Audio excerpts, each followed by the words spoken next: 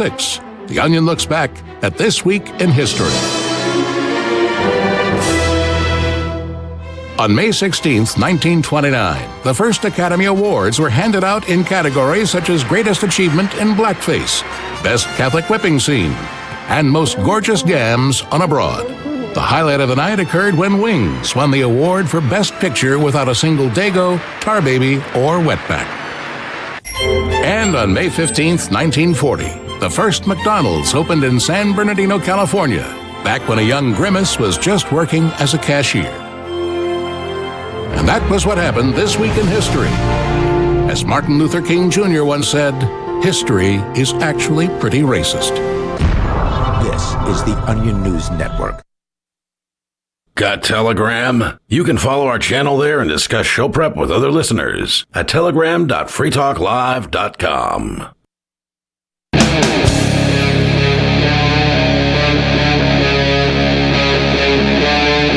Free Talk Live.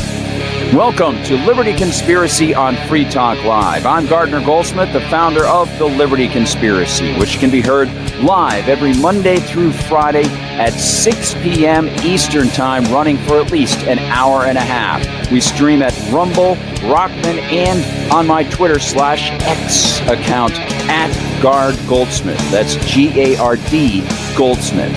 You can also find some of our material on YouTube and some of it on BitChute as well. And you can visit my Substack, which is the Gardner Goldsmith Substack. And every Sunday, check out the Sunday News Assembly, which contains 20 stories at least that pertain to liberty, plus contextual information that will help draw out of those breaking stories long-term lessons. So this is Moshe Yaalon, a former member of the ruling Likud party. He was a defense minister under Netanyahu from 2013 to 2016. That means he was a defense minister during the 2014 Gaza war, which was a very brutal conflict, killed over 2,000 Palestinians, including many children, many civilians. So this guy is no dove. He's considered a hawk. He's considered right-wing in Israeli politics, and he comes out and says, this is ethnic cleansing. And he made these comments first on Saturday while criticizing the current Netanyahu government. Apparently, he's been a critic of Netanyahu for a while, since he left Netanyahu's last government.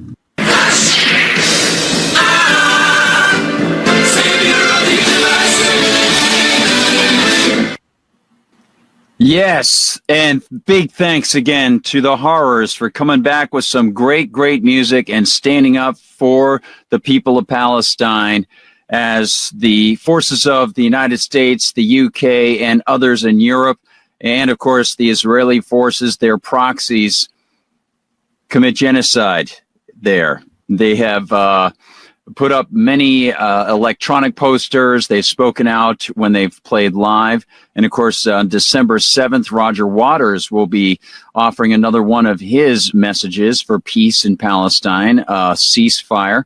And he'll be joining via live feed a rally in Washington, D.C. that Scott Ritter and others are going to be putting together. So you might want to watch for that, and check out Scott Ritter's X feed for more information on what Roger Waters, Scott, and many other people who support peace and those innocent civilians in Palestine will be doing on December 7th, Pearl Harbor Day. I think one of the best comments about this comes from Savvy Sabs. And to start things off, we're going to show that. But first, I do want to acknowledge some, again, great cheer. Going backwards. Thanks, guys. Hit that up, man. You got it. Thank you. Fellow conspirator, do not follow on X. Nailed it. Before the band's name was even out there on the show, he nailed it because he has great musical knowledge. The Horrors. Absolutely. And I have to say, I love the first album, Strange House. Great album. Really, really good. It has, Jack the Ripper and Sheena is a Parasite and things like that on it.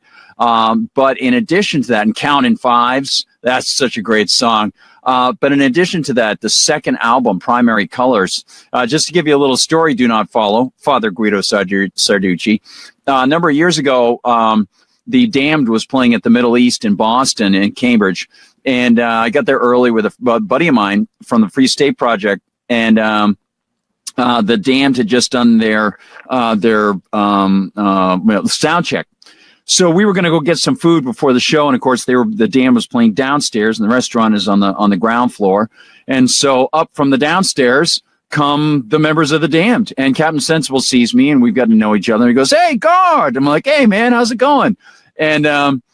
And I just happened to I had brought a copy of that CD. I had purchased an extra copy to give to him and just, put it on the stage if I could, or see him after the show, whatever. So we sat down and we started talking about the United States overthrow of Gaddafi in Libya. And he was very well aware of why the U.S. did that, because Gaddafi was going to start an African currency, gold-based African currency. And so we had a great conversation over the falafel and all that stuff. And I pulled out the album Primary Colors by the Horrors. And I say, "Hey, Captain, I don't know if you heard this album, but, I know you like prog stuff. And this is one of the best albums, and it's incredibly well produced. Jeff Barrows did this, the guy from Portishead." And so he says, he goes, "Yeah, I have that." You already had it. He goes, "You're right. It is one of the best of the past few years. It's a great, great record." So I can heartily recommend most of the Horrors stuff. They get a little bit too mainstream pop with a couple of their songs, but that album Primary Colors, and you're probably aware of it, buddy, it's amazing. What an amazing achievement. It is one of the best albums probably in the past 30 years. It's amazingly good. And I noticed you had a request in there where you said, thank you very much. He says, "Cool story." Yeah, thanks, man. And Captain was great. He was on the ball, coming at it from the left wing side, and I'm coming at it from more of the Lockean natural right side from when I was a teenager. And then I eschewed Locke and realized there were a bunch of logical problems within Locke's assumption for the state, and that even a minimal state was unexcusable. Ethically, practically, it would probably be, something close to what I would prefer, which would be the Irish Brehon law system. And he says, "The mole from the ministry, one of these days." You got it, man, from Dukes of Stratosphere. That's a great request, buddy. So let's get right into You Got This. It's time to talk about the pardon. And I think, again, Savvy Sabs had one of the best comments. I think also that the description of the family that Grace Curley offered today on her program, which is that they are grotesque, is absolutely spot on. She nailed it. Savvy Sabs put up this picture of the Bidens with Hunter's, I guess, wife. I don't know. But Joe and Hunter, the big guy, and Hunter hugging. I don't know if they were, passing off millions between them. But Savvy writes this, great point. Biden pardons his son, Hunter Biden, the guy who wrote the crime bill, the 3 strikes bill during the Clinton era, and said he wanted drug addicts off the street. He lets his son go freely. A lot of black men were imprisoned under Biden's crime bill. Where was their pardon? Or, perhaps as Hillary Clinton erroneously said, ultra criminals or super criminals, ultra predators. That's what it was. Oh, she's a class act too. I also want to bring up this facet, and we had this in our billboard as well, because Stella Assange and the folks at WikiLeaks have this very astute question as well. President Biden has received a bipartisan plea from 2 House members to pardon Julian Assange as a signal that the government will not prosecute journalists simply for doing their jobs. And people are wondering, and not specifically in that post, but they're wondering, will anyone come to the assistance of Julian Assange? Yes, he's free, but he should not have had to have pled guilty to any crime in any way whatsoever. Very important. Same thing with Ross Ulbricht. Day one, Donald, Mr. Trump, what are you going to do? You going to fulfill your promise, or will you forget and get distracted by something? Are you going to take a look at Ian Freeman and many other people who have committed no real crimes, and yet they're in federal prison? That would be a very, very nice thing. Let's take a look at some of the opinions and thoughts, but also let's take a little trip down memory lane when we think about things that this Hunter Biden stuff is so deep, so voluminous, that I think it requires a bit of recollection. So first, let's take a look at the and this is the big breaking story. I don't think it's necessarily as significant as what the United States and Israel are doing in Syria, what the United States and EU members are doing in Georgia, as some people thought they might do so after the election didn't go the EU's way, and the folks who remained in office and remained in the majority are much more inclined to remain on friendly terms with Russia. I know, it's crazy, isn't it? Well, yes, it looks like Victoria Nuland in her new position might be applying new pressure in a new area of the planet and making its skin very thin and very red and hot and painful. But painful as well was Joe Biden's pardon of his son, because, of course, it ran counter to many of the positions he's had on drugs, on guns, and, of course, on the great rule of law. Because he said, and, of course, his veracity and truth, but one would expect that, I guess, he said that he wasn't going to. And yet, this is what he did December 1st. Yesterday, today, I signed a pardon for my son, Hunter Biden. And look at the way he flips this back onto himself. From the day I took office, I said I would not interfere with the Justice Department's decision-making, and I kept my word, even as I have watched my son being selectively and unfairly prosecuted. No, you just negated their decision-making, Joe. Okay. I thought there was that rule of law. What about those drug laws you support? What about those gun laws you support? Well, I guess if Hunter had continued working for Burisma, you would just ship him some military hardware and make him even wealthier. Without aggravating factors like use in a crime, multiple purchases, or buying a weapon as a straw purchaser, people are almost never brought to trial on felony charges solely for how they filled out a gun form. Oh, really? Is it just because you mean he lied? He lied. He committed perjury on something that is a statute that was attached to the 1968 Gun Control Act that you repeatedly supported, Joe. Repeatedly. Strenuously, with that smiling grimace on your face. It wasn't just, oh, I made an error filling out a form. No, Joe, that's the point. And then, of course, as Grace Curley brought up, there's the tax evasion, and you claimed that, well, he was under the influence of drugs. No, or maybe yes. Who knows? Hunter has a lot of problems. Those who were late paying their taxes because of serious addictions, but paid them back subsequently after they were discovered with interest and penalties, so they tried not to go to jail, are typically given non-criminal resolutions. Oh, okay. How about perjury? Oh, sorry. It is clear that Hunter was treated differently. Yeah, he was given a pass for far too long, as Grace said. The charges in his, and there are a lot more crimes that he likely committed with not just Burisma, but what was that other business that he started up with John Kerry's stepson, Metabiota. Yes, the Ukrainian-based biological, not bioweapons, probably, maybe also not, kind of probably, nonetheless, however. Yeah, Metabiota. I wonder if anybody's going to be looking into that now, if it's not worth it.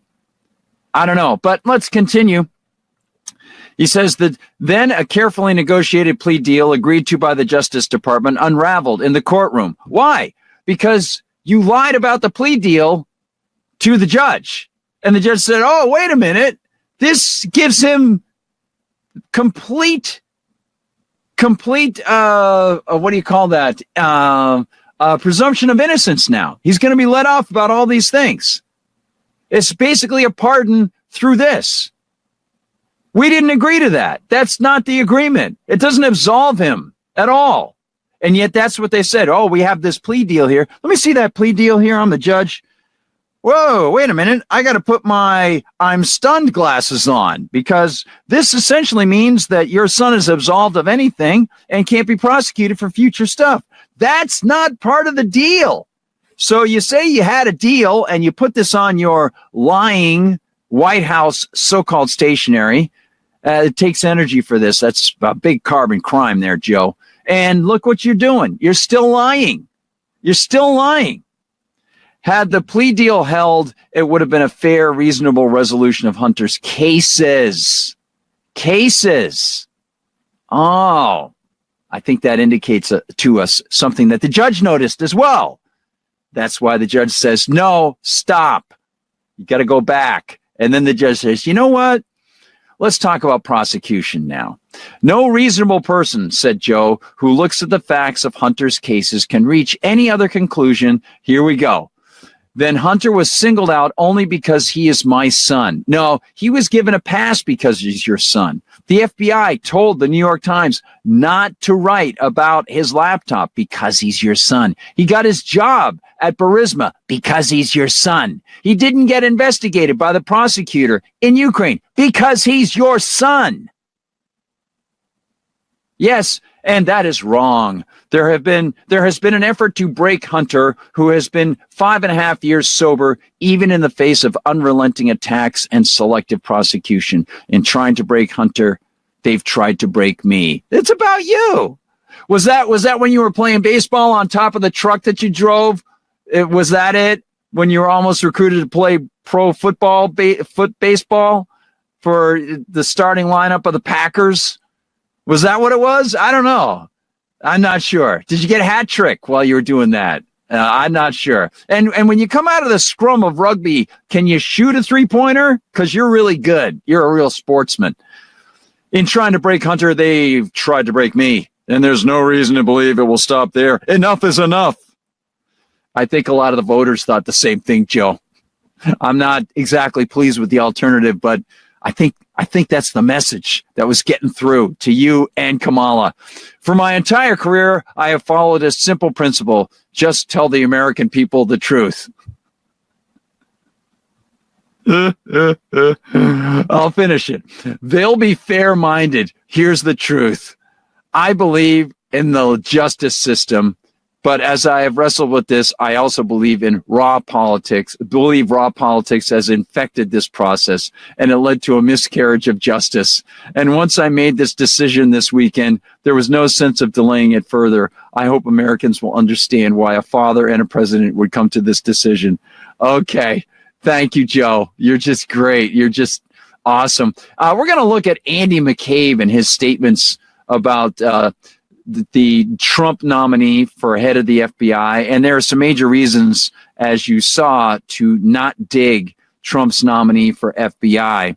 But it is interesting to see how these people who were so involved with using their positions for political power and to try to affect the outcomes of elections, whether it's against Donald Trump or to lever political power against conservative parents who are going to school board meetings, these people, they've got the audacity to talk about how Kash Patel is inappropriate. Even though the guy has years of intelligence background work and so on and so forth, he's probably one of the most knowledgeable people walking around down there, right? And I don't agree with him on a bunch of stuff. These massive political puppets and string pullers themselves have that to say. They're so dirty. They're so corrupt. Wait till you see what McCabe had to say. I've recorded it. It is amazing. So we'll get your thoughts. And I also want to thank everybody inside Rockfin for being here. And Anarchy Andrew had a great impression of a Massachusetts dude there. Like, I think he said, wicked pissa guy. We'll go bowling, dude. Yeah, absolutely right. And, yeah, Dustin Helms says presidential pardons shouldn't even be a thing. And Little John says, I agree. Absolutely right. Over at Rumble, Lieutenant Oracle of Truth. Oh, you know, it's funny, Lieutenant Oracle, he's bringing up a little something about Thanksgiving. For Thanksgiving, I was just mentioning my sister, my mom made great stuffing. And I said, you know, she used to talk about oyster stuffing a lot, but did she ever make it when we were kids? She goes, no, but she used to make it with the chestnuts in it. I was like, oh, I remember that. That was good stuff. Yeah, good stuff. Good stuff. I hope you all had a fantastic Thanksgiving. So let's take a look at some of the comments from various people here. But let's take a little sojourn back to 2018, a little memory way, shall we? Or as Steve Martin says, some people have a way with words, other people just not have way. Wasn't it great hearing David Knight open his show with Steve Martin going, well, excuse me. B. That's what Hunter was saying. Here it is. Here's Joe. Well, son of a B. He got, what? I guess the 12th, 13th time to Kyiv, and I was supposed to announce that there was another $1 billion loan guarantee. And I had gotten a commitment from Poroshenko and from Yatsenyuk that they would take action against the state prosecutor, and they didn't. So they said they were walking out to the press conference. I said, we're not going to give you the $1 billion.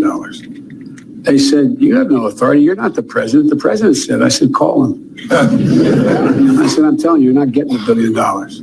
I said, you're not getting the $1 billion. I'm going to be leaving here. And I think it was, 6 hours. I said, I'm leaving in 6 hours. If the prosecutor's not fired, you're not getting the money.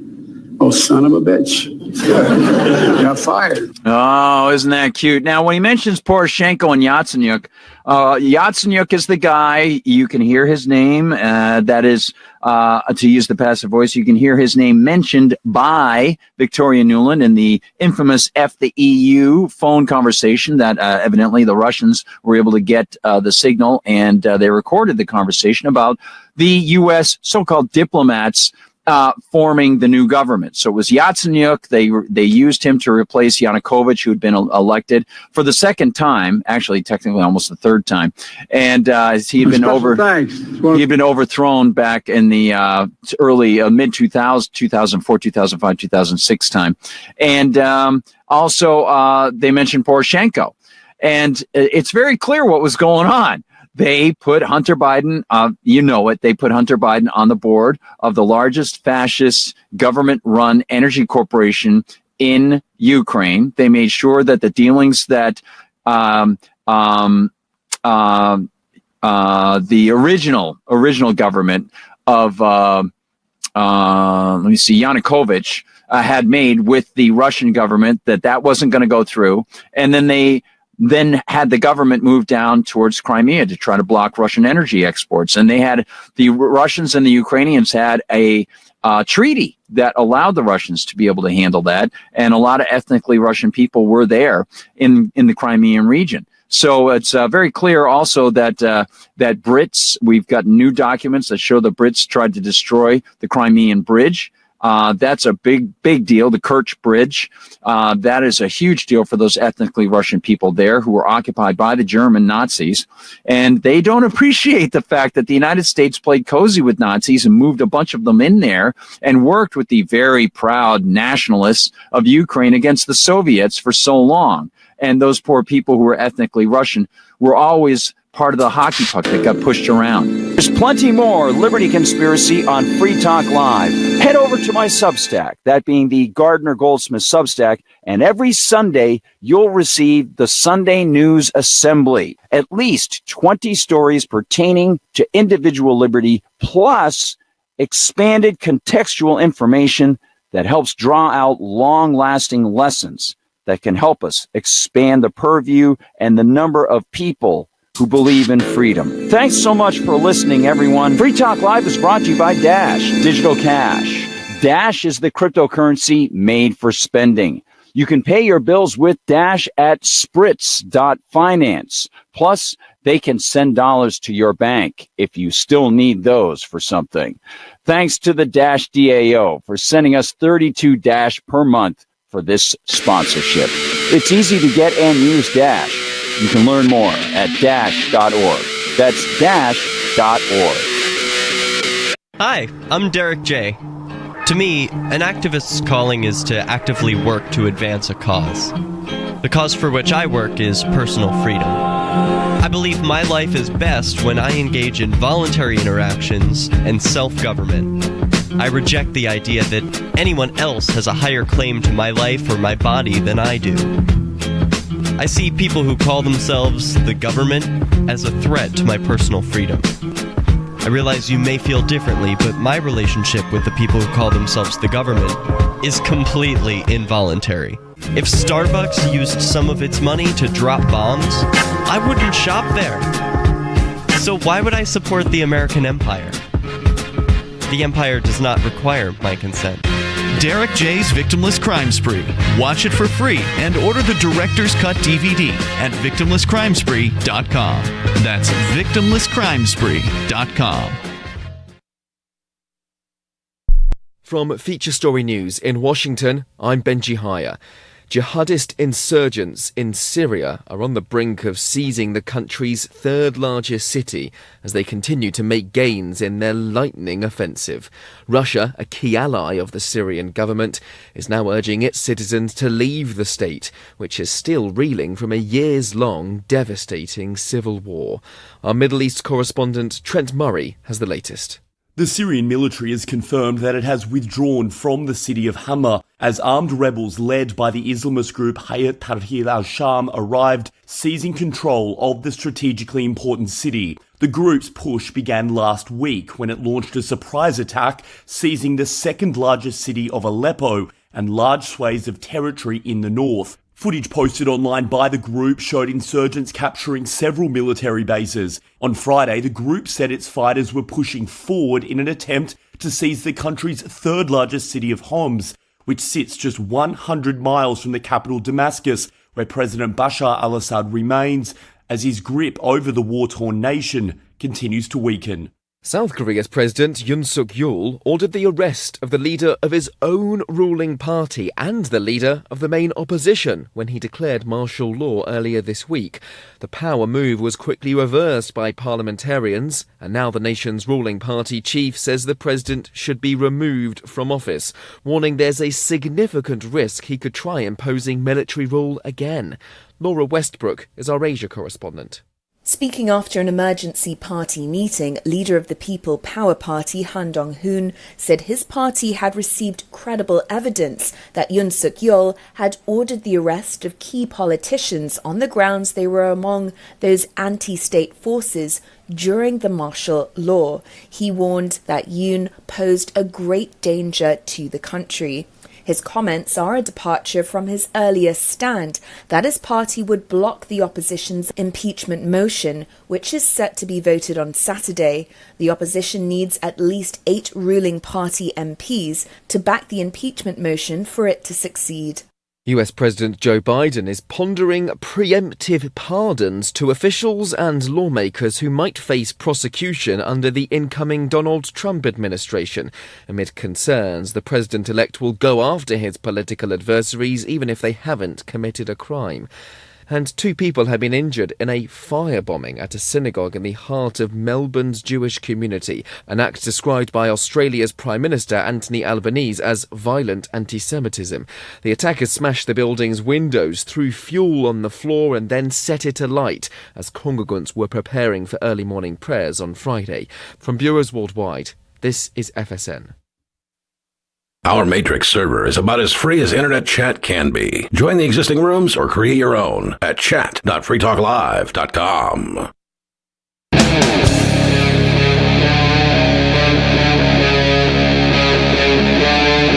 Free Talk Live. We return with more Liberty Conspiracy on Free Talk Live. Find us every Monday through Friday at 6 p.m. on Rumble and Rockman. Just look for Liberty Conspiracy. I'm Gardner Goldsmith, the creator of The Conspiracy, and thanks for being interested in the principles of freedom, because, of course, freedom is out of fashion nowadays. You can also find my Substack, and every Sunday we publish the Sunday News Assembly with 20 or more stories pertaining to your freedom, plus contextual information to help peel those political onions. Now, let's talk about another memory, and you saw this one in the news flash. It's Joe Biden praising Anthony Fauci in front of an AIDS memorial. Seriously. Now, I don't know if they spell AIDS AZT, but people who were harmed or killed by AZT are not part of what Joe Biden is discussing here. And yet the man he salutes was one of the major figures in pushing a drug cocktail onto people that caused many, many deaths. Here is Joe saluting the man who lied and lied and lied under Trump and under him, and received our money. The man who helped funnel money into the EcoHealth Alliance away from Chapel Hill when the ban, so-called, on biological research for deadly purposes was put on by Barack Obama when I think it was just a mask. And they moved it to Wuhan. And they moved the bat lady to Wuhan. And they paid through the EcoHealth Alliance. All that unconstitutional stuff, Anthony Fauci had no problem with it. Worked for the government for decades on our backs. And what else is interesting is, of course, that Anthony Fauci knew that many of the things he was saying were utter lies. Also knew that the death rate was impossible to calculate because the federal government was pushing out money to hospitals to claim they had people dying from COVID when they didn't. So here's Joe on his way out, not only insulting people by pardoning his son, by going against all the things that he smiled with that grimacy smile and said that he loved, like gun control and the war on drugs and the 3-strike stuff that put so many people in jail and inspired high-speed chases because the guys who were dealing drugs and nonviolent crimes knew that if they got a third felony, they'd be put in jail forever. So it was worth flying the coop. And that put a lot of innocent bystanders and civilians at risk. Well, here's Joe praising a man who helped kill a lot of innocent bystanders who had HIV or said they had HIV. The government told them they did. Who knows what exactly it was? Who knows what had messed up their immune system? And also the man who helped push the jabs, helped push many lies, helped push the lockdowns, said that he wasn't in favor of lockdowns, and yet was cited numerous times on videos saying that he would like to have everything locked down. Anthony Fauci. A special thanks to one of the great public health officials, a true hero, who we've led this fight against HIV/AIDS, Dr. Anthony Fauci. Where is Anthony?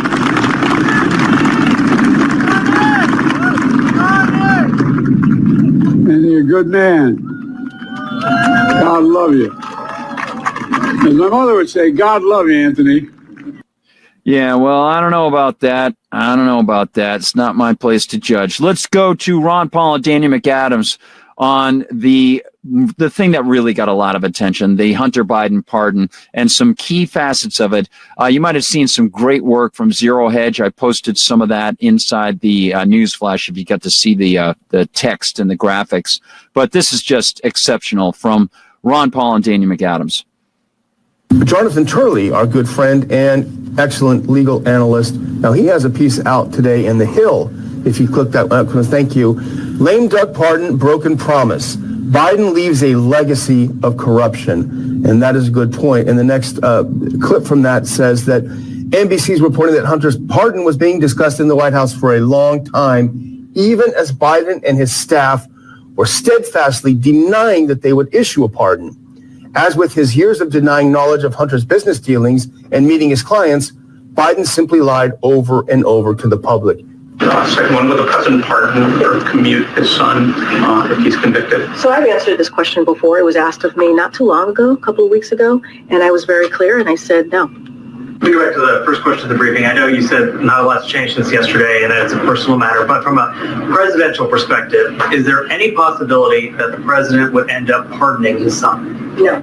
You've also said several times that the president would not pardon or commute the sentence for his son, Hunter. I just want to make sure that that is not going to change over the next 6 months. The president's saying it would not.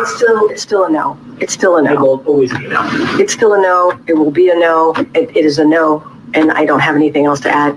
Will he pardon his son? No. A question regarding the family.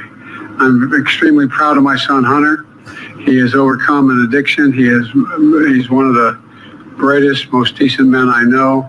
And I am satisfied that I'm not going to do anything. I said I abide by the jury decision.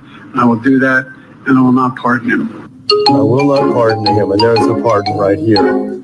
So, if you look for something good here, this will awake even more people, but even the ones who, stuck by Biden.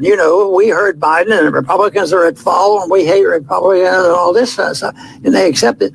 But there must be, there must be some of them saying that, there has to be a little bit of truth to this, and maybe they won't be quite there'll be some that won't be in quite as a fighting mood, but they might just fade away. Why pick up because they don't have the arguments anymore? Put that next.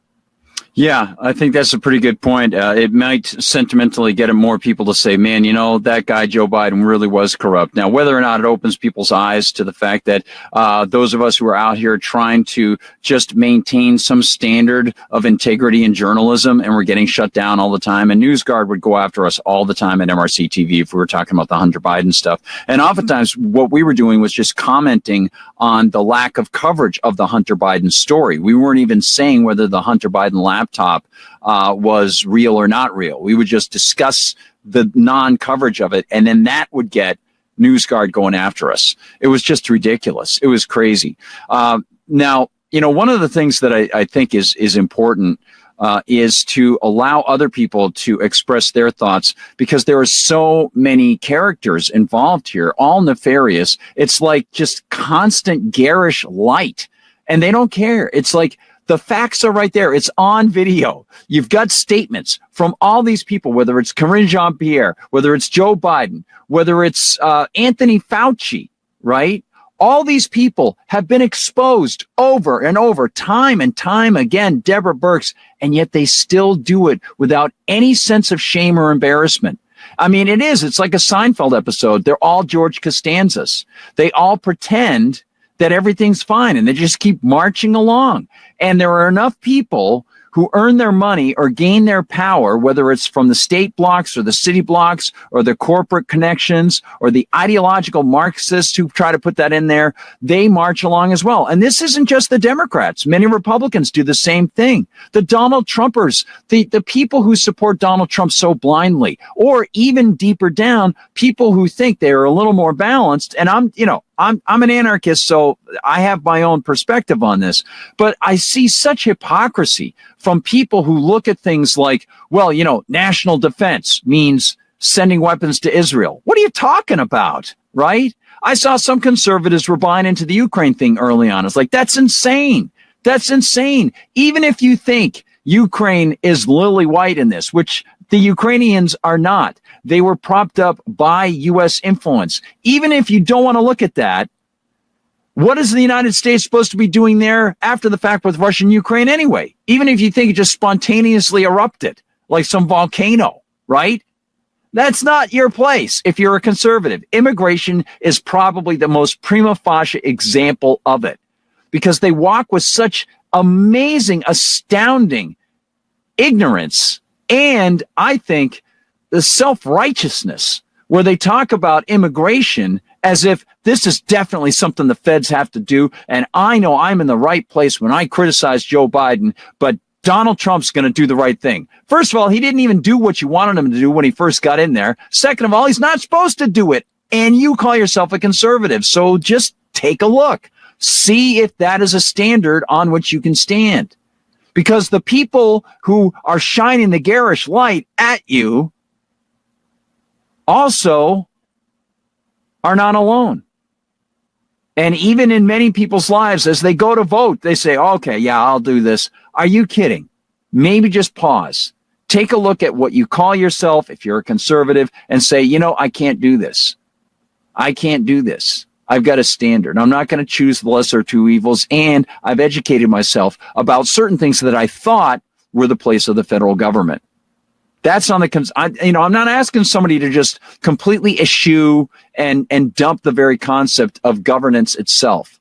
But for the traditionalists out there and the people who really feel patriotic, drop the immigration stuff.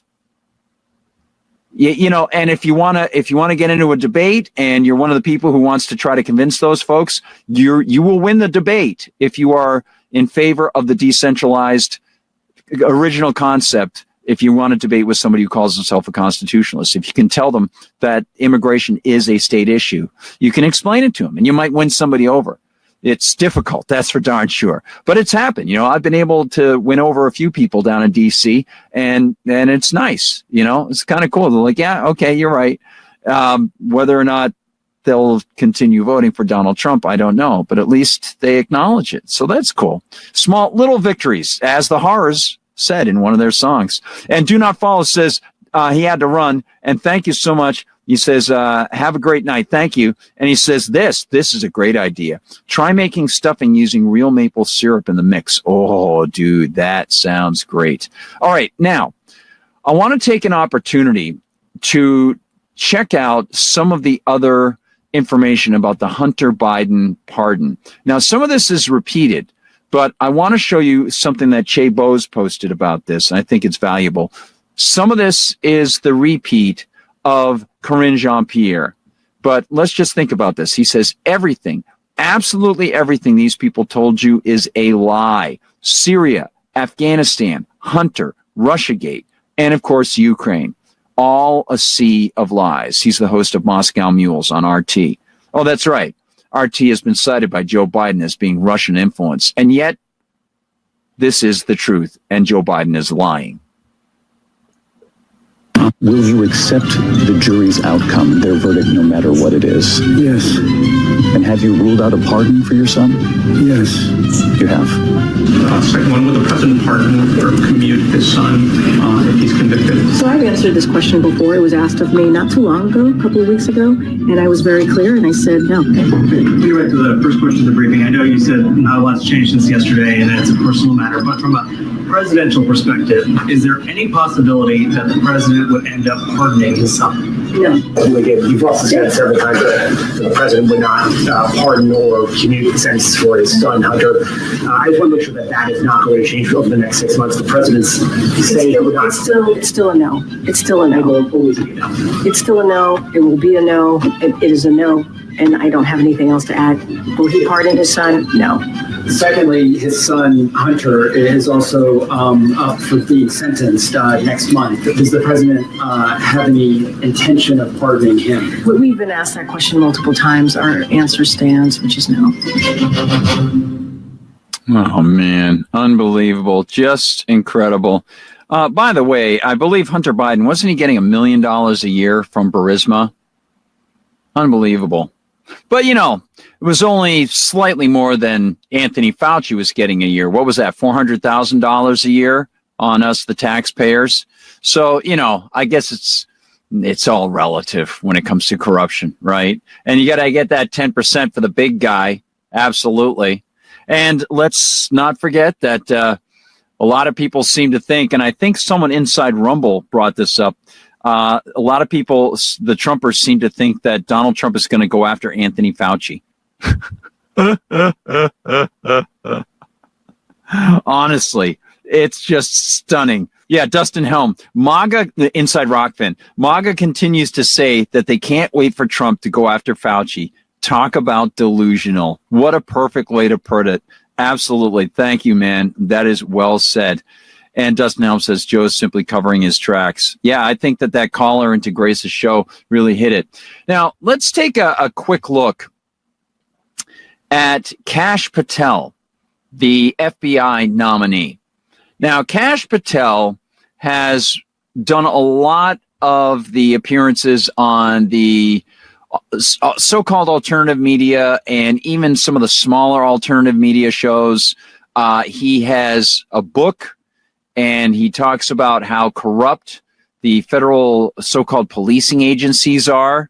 And people are looking at Donald Trump's choice of Kash Patel to head the FBI as being an amazing middle finger to the deep state.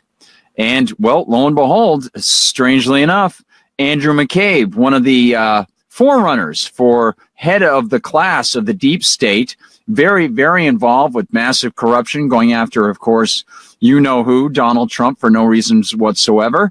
And there are plenty of reasons to go after Donald Trump, but Andrew McCabe wasn't interested in those. The whole Russiagate canard, all that stuff. Let's talk a little bit about what Andrew McCabe thinks of Kash Patel's choice. Listen to this. This is just incredible. One of the most corrupt FBI guys in the past couple decades, right there, former Deputy FBI Director Andrew McCabe, talking Sunday on CNN about Donald Trump's choice of Kash Patel to head up the FBI.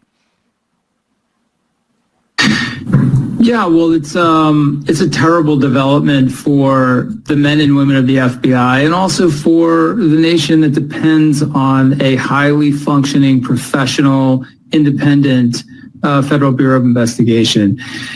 The fact that Kash Patel is profoundly unqualified for this job is not even like a matter for debate. So I think what we should really be thinking about right now is, what does this signal in terms of Donald Trump's intent for the FBI? The installation, or the nomination, I guess we should say at this point, of Kash Patel as FBI director can only possibly be a plan to disrupt, to dismantle, to distract the FBI, and to possibly use it as a tool for the president's political agenda. Did you hear what he said? Do you think any of the parents who were targeted by the FBI just because the parents went to school board meetings, do you think maybe they might have something to say? How about the people who, are worried about, red flag statutes? But then again, Donald Trump's a hypocrite on that. And so is his AG coming in, right? Yeah, they swear an oath to the Constitution, and yet that's strictly forbidden. And of course, it's massively unethical and immoral because you already have the government guns and you're acting in an aggressive fashion and breaching, in addition to the Second Amendment, you're breaching the Third, Fourth, Fifth, Sixth, and Eighth Amendments. Oh, and the 14th Amendment as well. But Mr. McCabe seems to be very concerned. It would be really bad if, somebody like, Steele wrote up a bogus memo, a dossier, and then, maybe the FBI took it and, said that it was actual evidence when actually the money to pay for it to be created was given over by the Clinton campaign against Donald Trump. And what's cool is you don't even have to support any of them to, trace the history of it, Mr. McCabe. I would hate for that lily white, very, very clear, clean FBI agency and all the other intel agencies that are so constitutional to at all be sullied, dirtied, or in any way given any taint whatsoever. No tarnish to build up on these guys. Keep those stones a-rolling, my friend. No moss. Why? Because you've been so awesome in the past. I would hate for Donald Trump to mess that up with this guy, Kash Patel. Because you have been absolutely honest and straight up, and thank goodness for you. It's almost like a TV show that I used to watch in reruns when I was a kid. The FBI. Oh, that's right. That was connected to Mr. Hoover. But anyway, that's okay. As you hoover up our rights, and of course, you spew out nonsense on the other end of it, how about we continue with you, Mr. McCabe? Yeah. And, as an organization, we know what that looks like. This country has been there before, right? Yeah, it looks like the FBI every year, all the time. That's what the FBI is. I think I get it. The only FBI that's attractive to me is the FBI on X-Files. That's about it. The pre-Watergate FBI, the J. Edgar Hoover FBI, struck fear in the hearts of Americans across the spectrum of politicians, people in entertainment, people in the civil rights community, because the director operated at the direction of presidents to collect political intelligence and to utilize the legal authorities, the investigative authorities of the FBI to terrorize and intimidate. Can I just pause there before we get to the terrorize? Is that not precisely what the FBI and other agencies did with the FISA warrants and Section 702 of the FISA warrants on Trump? That's exactly what they did. And they used a drummed up, spurious rationale of the Steele dossier, which was bogus. That was fake, while Hunter Biden's laptop, which they knew for 19 months was for real, they claimed they couldn't touch it. There was nothing they could do about it. And the FBI sent memos to the New York Times. Please don't publish about this. That is Andrew McCabe's gang. That's what these guys they just continue to march on. They're total George Costanzas, right? It's not a lie if you believe it's not a lie. If you can make yourself believe it's not a lie, then you're not lying. Evidently. I mean, it's bizarro world. It's so messed up. It's just like, there was a TV show when I was a kid, and I mentioned this before. It was like an alternate Earth, sort of like Bizarre World in the DC Comics. And rather than the majority of people being right-handed, they were like left-handed. I don't know. It was like this. It was a short-run series or something like that. When I was really small, and this is what it's like. Everything's flipped. It's all the mirror universe. It's like Mirror, Mirror in Star Trek, and everybody's gonna have a Spock's beard. And go crazy like the evil Captain Kirk. This is so stupid. And the other thing that gets me about this is McCabe talking about terrorizing people. What did Obama's Justice Department do? What did Lois Lerner do through the IRS? Tried to terrorize conservative journalist groups, right?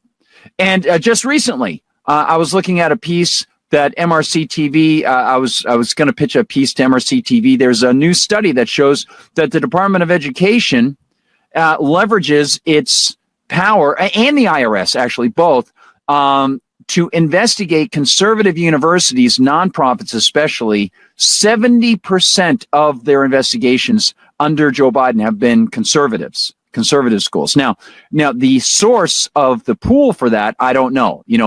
How many of the independent nonprofit schools are conservative based and how many are liberal based? I don't know. What is an environmental one? What isn't? So you'd have to look at the breakdown to see. But if we just look at those parents who were targeted, that's very, very clear. And what this guy has to say also, if you go back, everybody, and you see, in fact, let me ask the guys from Russia, bring it up. Thanks, guys. If you go back just a second, with what McCabe has to say, trying to make it look like everything was made okay after the FBI was going after MLK and the Black Panthers and stuff like that, spying, unwarranted spying, and that sort of stuff, like Hoover's FBI, right? Somehow they had the church hearings. Remember that? Because they were eavesdropping on people. What did the church hearings result in? Let's watch this as this guy tries to revise history, because a lot of people actually do this. So this is a great lesson in revisionist history that is a lie. And many of the people who were involved in this are now dead. Ted Kennedy was involved in this and writing the FISA Act. But this is very interesting because he tries to make it look like there were lots of reforms. The reforms were a smokescreen, just like Obama's. You can't do biological, killer biological research funded by the United States. No, you can fund another organization called EcoHealth, and then you can fund the gain of function research outside the United States through EcoHealth. And Anthony Fauci will be aware of it, and he'll call midnight meetings after people start to get clued into it. Thanks for listening to Free Talk Live and Liberty Conspiracy. This hour of Free Talk Live is brought to you by Dash Digital Cash. Dash is the cryptocurrency designed to be used for spending. Tired of the ever-inflating US dollar? You can live your life on Dash instead with some handy websites. BitRefill.com has been accepting Dash for years and has a ton of big-name retailers and brands including grocers, gas stations, phone refills, Amazon, and even prepaid MasterCards. Plus, many of their gift cards are available at a discount. But what about paying your bills? Spritz.finance can do that, and they can send dollars to your bank account in case you still need those for some reason. Dash is one of the oldest cryptocurrencies and is widely available on exchanges, including the decentralized Maya protocol and in multi-crypto wallets. It's easy to get and use Dash. Start by learning more at Dash.org. Thanks to the Dash DAO for sending us 32 Dash per month to promote Dash on the air. Visit Dash.org to learn about Dash. Dash.org. Should you be able to earn an honest living free from senseless government interference? The Institute for Justice thinks so. That's why we've spent years defending hard-working men and women from pointless government regulations. Nationwide, IJ has created opportunity by reducing government power. But there is still more work to be done. Visit our website today at ij.org. Let IJ take care of the government so you can take care of your business.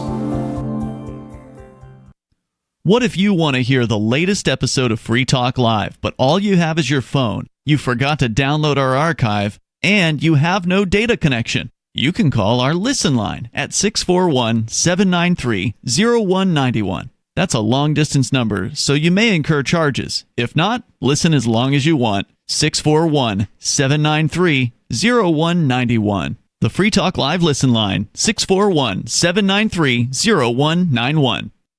The latest episode of Free Talk Live continues with Hour 2 up next after the news here at listen.freetalklive.com. From Feature Story News in Washington, I'm Benji Haya. Jihadist insurgents in Syria are on the brink of seizing the country's third largest city as they continue to make gains in their lightning offensive. Russia, a key ally of the Syrian government, is now urging its citizens to leave the state, which is still reeling from a years-long devastating civil war. Our Middle East correspondent Trent Murray has the latest. The Syrian military has confirmed that it has withdrawn from the city of Hama as armed rebels led by the Islamist group Hayat Tahrir al-Sham arrived, seizing control of the strategically important city. The group's push began last week when it launched a surprise attack, seizing the second largest city of Aleppo and large swathes of territory in the north. Footage posted online by the group showed insurgents capturing several military bases. On Friday, the group said its fighters were pushing forward in an attempt to seize the country's third largest city of Homs, which sits just 100 miles from the capital Damascus, where President Bashar al-Assad remains, as his grip over the war-torn nation continues to weaken. South Korea's President Yoon Suk-yeol ordered the arrest of the leader of his own ruling party and the leader of the main opposition when he declared martial law earlier this week. The power move was quickly reversed by parliamentarians, and now the nation's ruling party chief says the president should be removed from office, warning there's a significant risk he could try imposing military rule again. Laura Westbrook is our Asia correspondent. Speaking after an emergency party meeting, leader of the People Power Party Han Dong-hoon said his party had received credible evidence that Yoon Suk-yeol had ordered the arrest of key politicians on the grounds they were among those anti-state forces during the martial law. He warned that Yoon posed a great danger to the country. His comments are a departure from his earlier stand that his party would block the opposition's impeachment motion, which is set to be voted on Saturday. The opposition needs at least 8 ruling party MPs to back the impeachment motion for it to succeed. US President Joe Biden is pondering preemptive pardons to officials and lawmakers who might face prosecution under the incoming Donald Trump administration. Amid concerns, the president-elect will go after his political adversaries even if they haven't committed a crime. And 2 people have been injured in a firebombing at a synagogue in the heart of Melbourne's Jewish community, an act described by Australia's Prime Minister Anthony Albanese as violent anti-Semitism. The attackers smashed the building's windows, threw fuel on the floor and then set it alight as congregants were preparing for early morning prayers on Friday. From bureaus worldwide, this is FSN. With FSN Spotlight, I'm Simon Marks. Today, a new initiative by the British government to try and do something about spiralling energy bills. They're proposing to allow people who live near electricity pylons either to pay nothing at all for their energy or substantially discounted rates. It's all part of an effort to encourage people to stall community benefits to households in the path of electricity pylons, wind farms and solar arrays. Sam Richards is the chief executive of Britain Remade, a campaign promoting economic growth. The reason why all of our bills went up by so much over the last few years after Putin's invasion of Ukraine is because we haven't built enough energy in this country. We're still reliant on gas for about half of our power, and about half of that is imported. So we're going to have to build a lot more infrastructure over the next 5 years. And I think it is reasonable that the communities that host this infrastructure should benefit from it. So I think the government's proposition, or what they're looking at now, is to be welcomed. Not everyone agrees, and the governing Labour Party could face opposition to the idea from within its own ranks. The government is planning to build 620 miles of new electricity transmission lines by the end of the decade, a goal only achievable if planning delays can be steamrolled.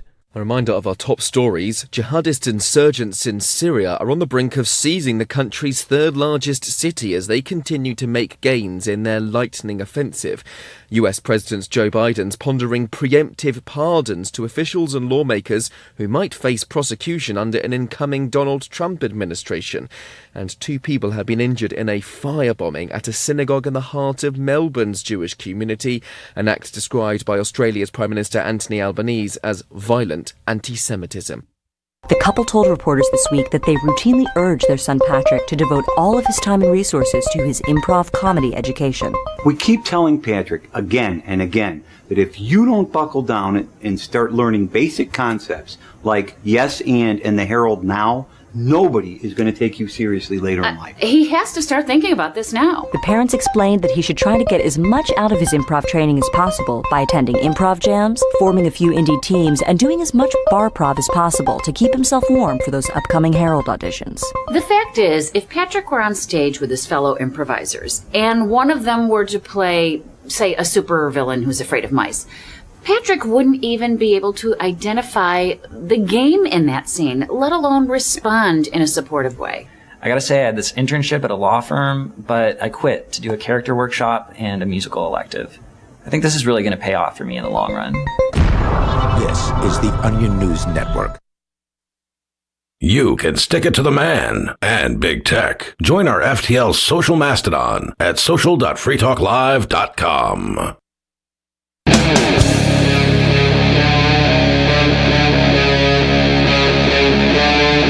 Free Talk Live. We're back with more Liberty Conspiracy on Free Talk Live. Liberty Conspiracy can be heard Monday through Friday at 6 p.m.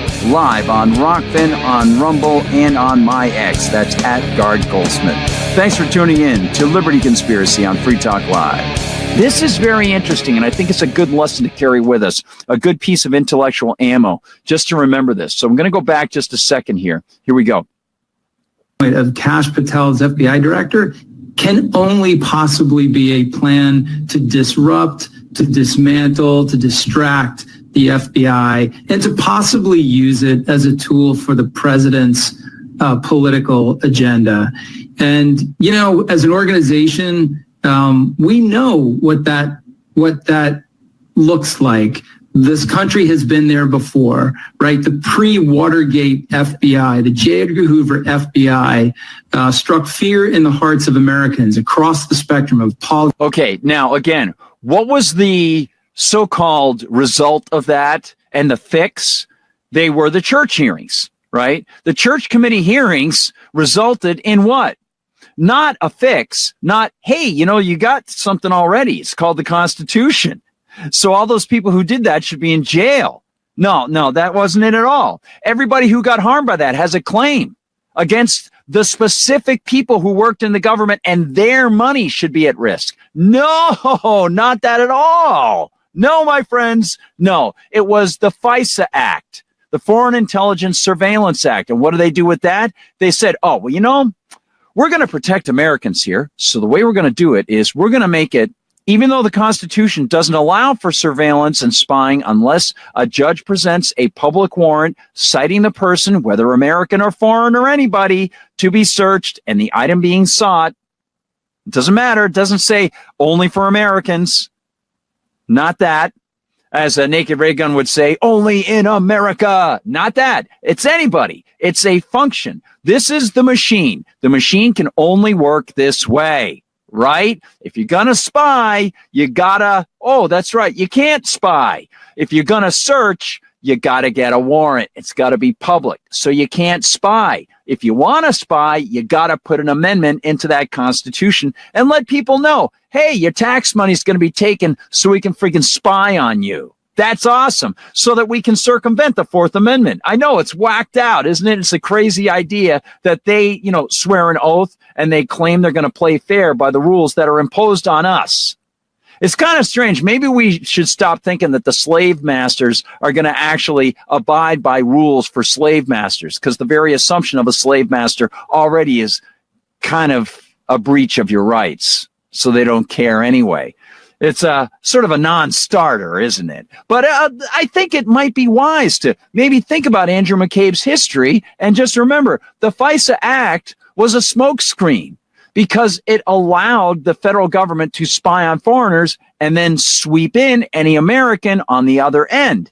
And then they expanded the FISA Act with Section 702 to allow for multi-persons after that connected to the American who was originally connected to the foreigner, which basically means 6 degrees of Kevin Bacon, and you can spy on anybody. There you go.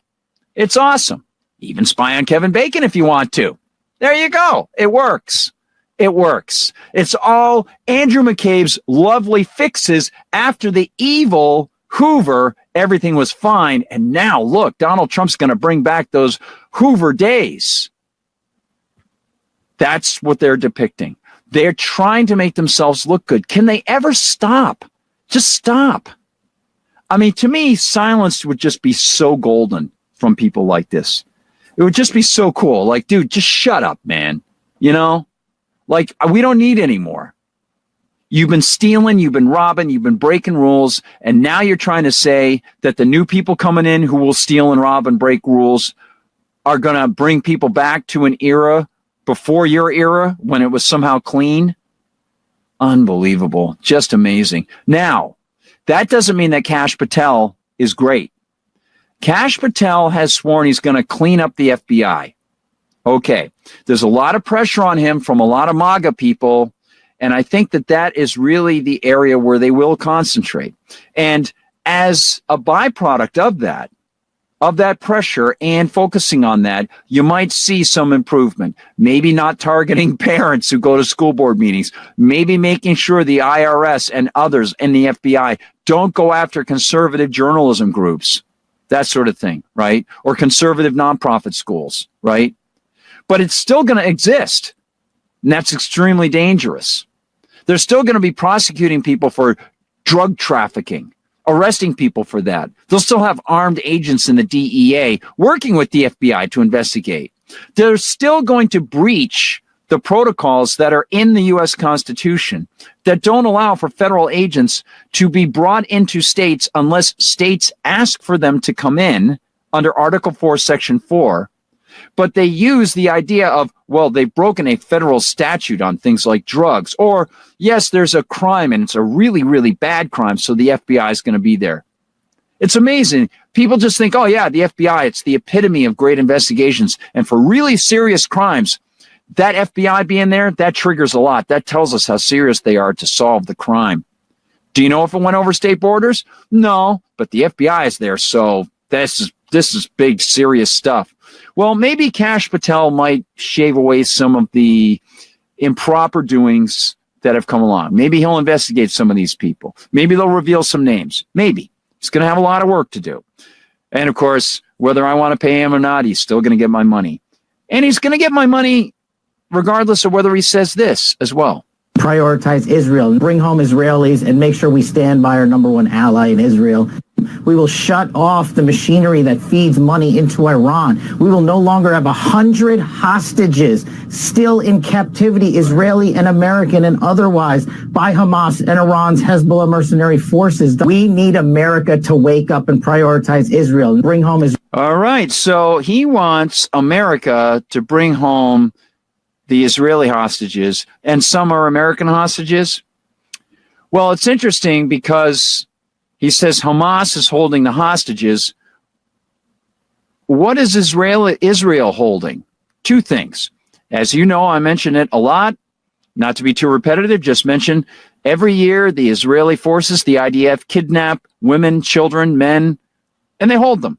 No charges whatsoever. They just a week and a half ago, they just said, oh, yeah, we can do that to 13-year-old kids now. They already were unofficially doing it.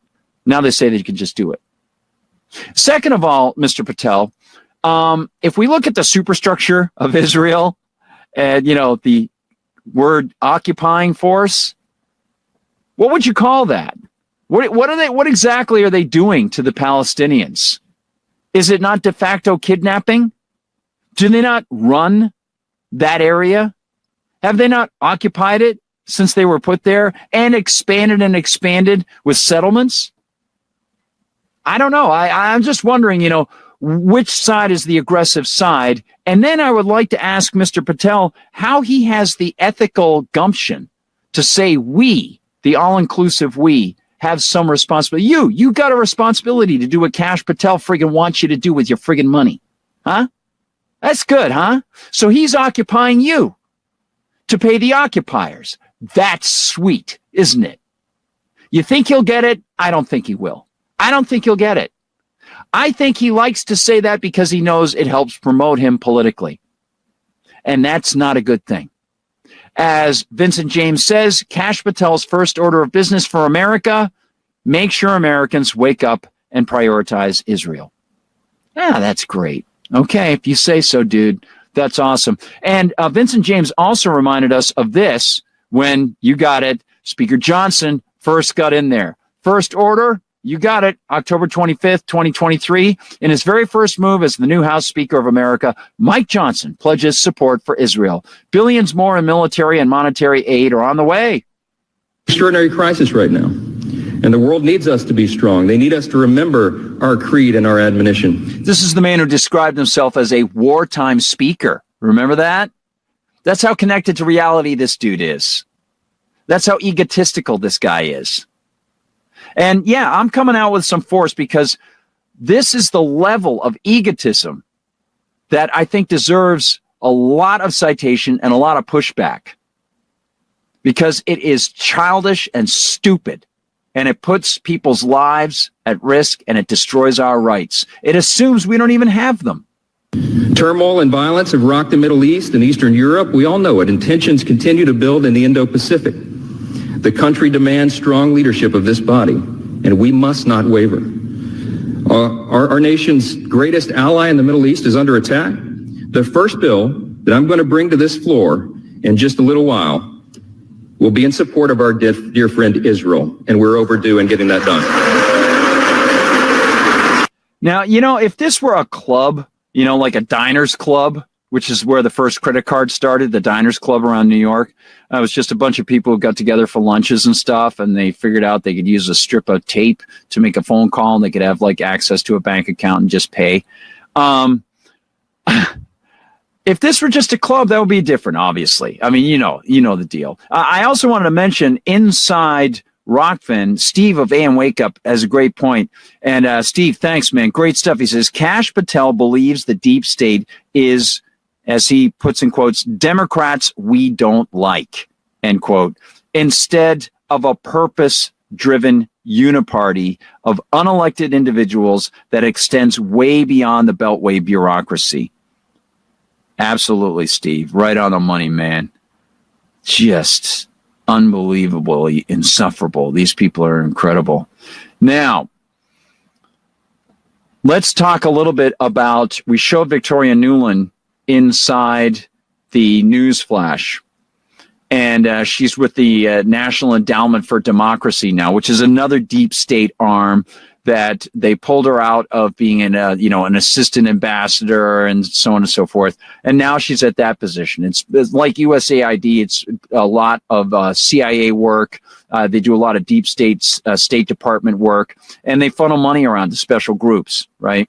Just like the United States has been funneling money around to the various terrorist groups inside of Syria, trying to overthrow Assad, and working with Israeli forces and Turkish forces, as we saw. Don't forget, never forget that picture that John McCain took with a couple of the members of the al-Nusra Front, and they were going to go into Syria. He took it in Turkey. So let's talk a little bit about what's been going on in Georgia. And I want to say, have you seen this movie before?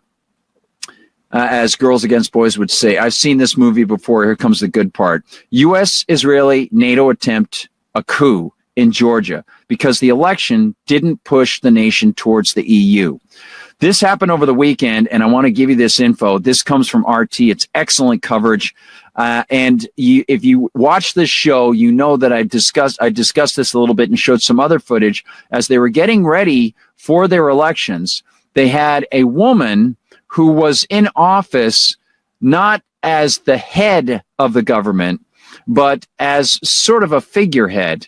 And she was pro-EU. She was actually born in France. And she was trying to run for a strong position along with a party that would have been much more pro-EU. Well, they got resoundingly defeated in the polls. But this is just acting as another color revolution excuse, another rationale or so-called justification for people connected with USAID and possibly Victoria Nuland in her new position to go in and give money to people. And Che Bose was on the ground reporting on this, and he says it does look like there is money coming in to a lot of these people. There are a lot of strange things that they're carrying around that they don't seem to have in stores. They've got posters that are being made out of nowhere. Where are they getting this? Where's the money coming from for some of these people? And he even mentioned there were some protesters in Georgia prior to the elections who'd been shipped up by a Soros group that brought them in from Italy. So check this out. This is a pretty big deal, and it's like Ukraine 2.0. We'll see what happens. It looks like the Georgian government's going to hang on. From the last 7 days and the latest news headlines. Let's get started. Our top story this hour, the Georgian capital is fast resembling a war zone as rage engulfed the streets of Tbilisi. It's the third consecutive night of protests by pro-Western demonstrators who are demanding closer ties to the EU.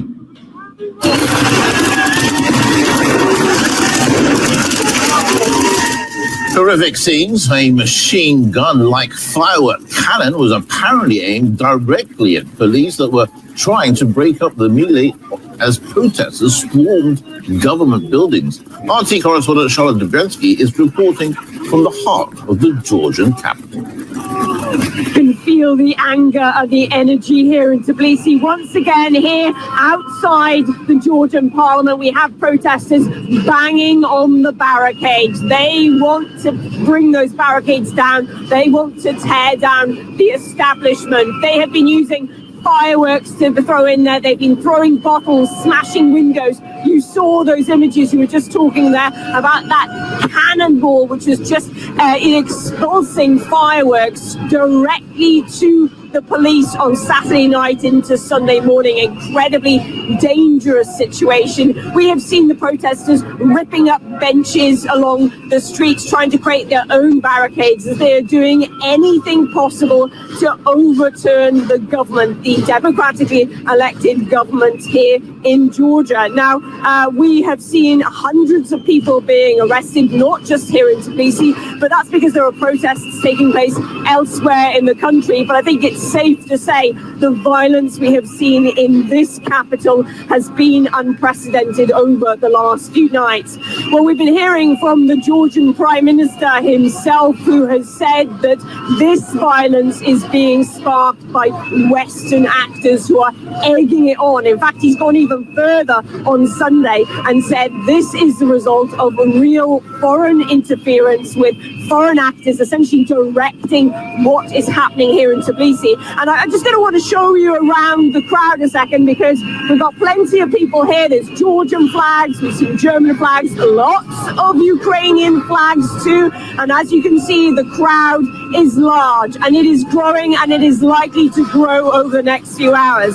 And the other important thing that the Georgian Prime Minister has said is that he will not resign. He will not let his government fall. He will not let his country go into what he describes as being a Ukrainization of it. And he's referring there to the Maidan coup that happened in Ukraine, which toppled a democratically elected government. The primary responsibility for yesterday's violent rally lies with the relevant European politicians and bureaucrats, as well as the local agents, the fifth column, represented by 4 political parties. Yesterday, it also became clear to everyone that all parties are fully aware of the situation. The radicals and their foreign patrons, however, continuously attempt to fabricate excuses to destabilize the country and push for the Ukrainization of Georgia. What they're yet to understand is that unlike Ukraine in 2013, Georgia is an independent state with strong institutions and, most importantly, an experienced and wise population whose resilience cannot be shaken. The Maidan scenario will not take place in Georgia. Georgia is a sovereign state and the Georgian government will not allow it. Well, the Georgian Prime Minister very clear there will be no Maidan-style coup here in Georgia, but he is coming under increasing pressure, and that's because late on Saturday night we heard from the pro-European president of this country. This was a French-born individual to a Georgian family who had to give up her French citizenship back in 2018 to be able to stand for the presidency here. This is Salome Zorabishvili, who has said that despite the fact her mandate ends in just a few weeks' time, she is not going to stand down. That's because she says she is the only legitimately elected individual in Georgia at the moment. She has called into questions the elections that took place in October. These are elections where Georgia Dream, the current government, gained over 50% of the vote. Those votes have been confirmed by the Electoral Commission, but despite that, she says it's not legitimate and she wants the government to stand down. She says she will lead the country until there are fresh elections. So there you go. Yes. Again, that woman was born in France. It's just incredible. And she, even though she lost the election, she won't stand down.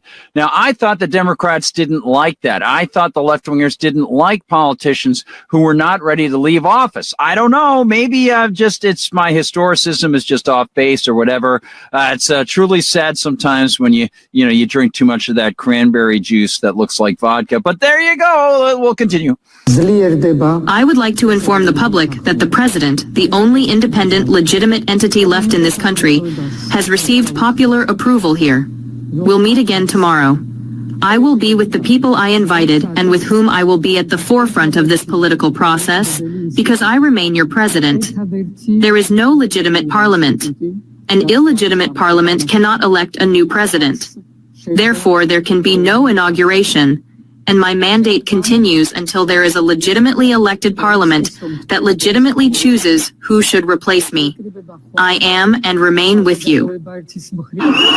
Well, what's really interesting about this is the fact that while that role is largely ceremonial, she does actually have her finger on the pulse and the controls when it comes to the military here in Georgia. Will she enact those powers? That is a question we're going to have to wait to find out, which will happen. However, she is supported by many people in the European Union. Let's be clear, Georgia is not currently part of the European Union, but and that's the key right there. They want to use the European Union.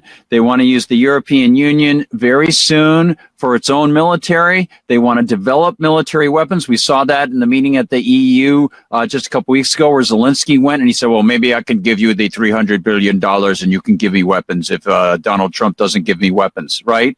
It's all an EU spreading and consolidation attempt. And it is interesting that even though this French-born president is supposedly in a ceremonial role, she controls the military. That's not good. I've seen this movie before. I saw it happening in real time, December of 2013. I saw it. I tried to tell people about it. You probably saw it too. It was confirmed to me at the end of December of 2013 by an old friend who had been working for Obama, and it's happening again. And Victoria Nuland, I bet you anything, she's involved. Now, I can't necessarily confirm this. It's going to have to take a couple days, and I have a feeling that this is the case, though. When they appointed her to her new position, that I think opened the doors for her to start working with people and give them the signals, okay, go for it. There's been a lot of stuff already set up probably, but we'll continue. Hearing the European Parliament saying that it wants to call for sanctions on the current Georgia Prime Minister, on members of his party too. We have also heard now from Europe's new top diplomat. This is Kaja Kallas, who is a former Estonian Prime Minister who's taken over from Josep Borrell, and she has said that the European Union may look at imposing sanctions on Georgia. So really it's all happening. And then wading into that, on top of that, we have got a Lithuanian MEP, former defense minister for her country, who is now also calling on the Georgian prime minister to resign. And she is calling for power to be handed over to Georgia's pro-European president. It's Liberty Conspiracy on Free Talk Live. Find us every Monday through Friday, starting at 6 p.m. Eastern Time on Rumble, Rockman, and my Twitter account, which is @GardGoldsmith, G-A-R-D, Goldsmith. On Free Talk Live, we're bringing people to the ideas of liberty every day. From wrestling superstars like Glenn Jacobs. You guys really are having an impact, I believe. Like I said, a lot of where I am now is due to listening to Free Talk Live. You changed my mind on some very important issues years ago. To random people tuning in on the radio. I was kind of stuck in the left-right paradigm. I heard your show by chance on a Saturday night. From there, I went on, joined the Free State Project, and become an amplifier. So, I mean, that's really the reason why I amp is because I know that if it wasn't for you guys being on as many stations as you are, I never would have found the ideas of liberty. You can help more people hear the message of liberty by joining Free Talk Live's AMPS program on Patreon for as little as $5 a month. And you'll get access to special perks. Visit amps.freetalklive.com, amps.freetalklive.com. From Feature Story News in Washington, I'm Benji Haya. Jihadist insurgents in Syria are on the brink of seizing the country's third largest city as they continue to make gains in their lightning offensive. Russia, a key ally of the Syrian government, is now urging its citizens to leave the state, which is still reeling from a years-long devastating civil war. Our Middle East correspondent Trent Murray has the latest. The Syrian military has confirmed that it has withdrawn from the city of Hama as armed rebels led by the Islamist group Hayat Tahrir al-Sham arrived, seizing control of the strategically important city. The group's push began last week when it launched a surprise attack, seizing the second largest city of Aleppo and large swathes of territory in the north. Footage posted online by the group showed insurgents capturing several military bases. On Friday, the group said its fighters were pushing forward in an attempt to seize the country's third largest city of Homs, which sits just 100 miles from the capital Damascus, where President Bashar al-Assad remains, as his grip over the war-torn nation continues to weaken. South Korea's President Yoon Suk-yeol ordered the arrest of the leader of his own ruling party and the leader of the main opposition when he declared martial law earlier this week. The power move was quickly reversed by parliamentarians, and now the nation's ruling party chief says the president should be removed from office, warning there's a significant risk he could try imposing military rule again. Laura Westbrook is our Asia correspondent. Speaking after an emergency party meeting, leader of the People Power Party Han Dong-hoon said his party had received credible evidence that Yoon Suk-yeol had ordered the arrest of key politicians on the grounds they were among those anti-state forces during the martial law. He warned that Yoon posed a great danger to the country. His comments are a departure from his earlier stand that his party would block the opposition's impeachment motion, which is set to be voted on Saturday. The opposition needs at least 8 ruling party MPs to back the impeachment motion for it to succeed. US President Joe Biden is pondering preemptive pardons to officials and lawmakers who might face prosecution under the incoming Donald Trump administration. Amid concerns, the president-elect will go after his political adversaries even if they haven't committed a crime.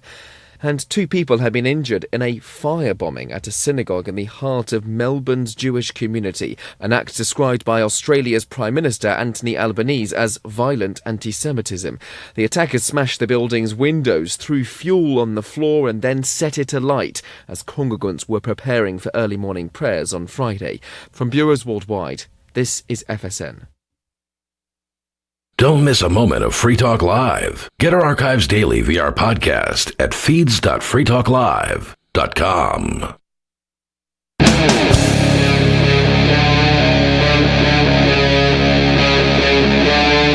Free Talk Live. It's Liberty Conspiracy on Free Talk Live. Find us every Monday through Friday, starting at 6 p.m. Eastern Time on Rumble, Rockman, and my Twitter account, which is @GardGoldsmith. G-A-R-D, Goldsmith.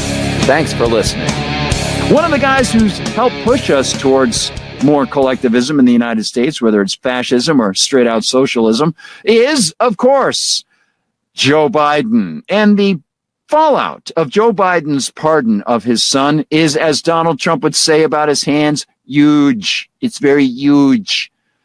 But there is some very keen, I think, constitutional information, ethical information beyond the Constitution, and maybe some folks on the radar screen that we might want to keep in mind who are employed by some of the dying dinosaur news networks. Yes, they were failed politicians, and they continue to fail on MSNBC. We'll give you one of them, plus a couple more positive takes from some very strong and principled people about Joe Biden, and sort of relates to a comment that I got from a text from a friend in a text about something that we discussed here last night that Sabby Sabs brought up about the pardon. Got a text from somebody who appreciated what we had to say about something that Joe Biden seems to be overlooking in his own history in legislation, and the fact that he pardoned his son but didn't pardon all the rest of the other people who did exactly the same thing as his son and has spent decades in prison.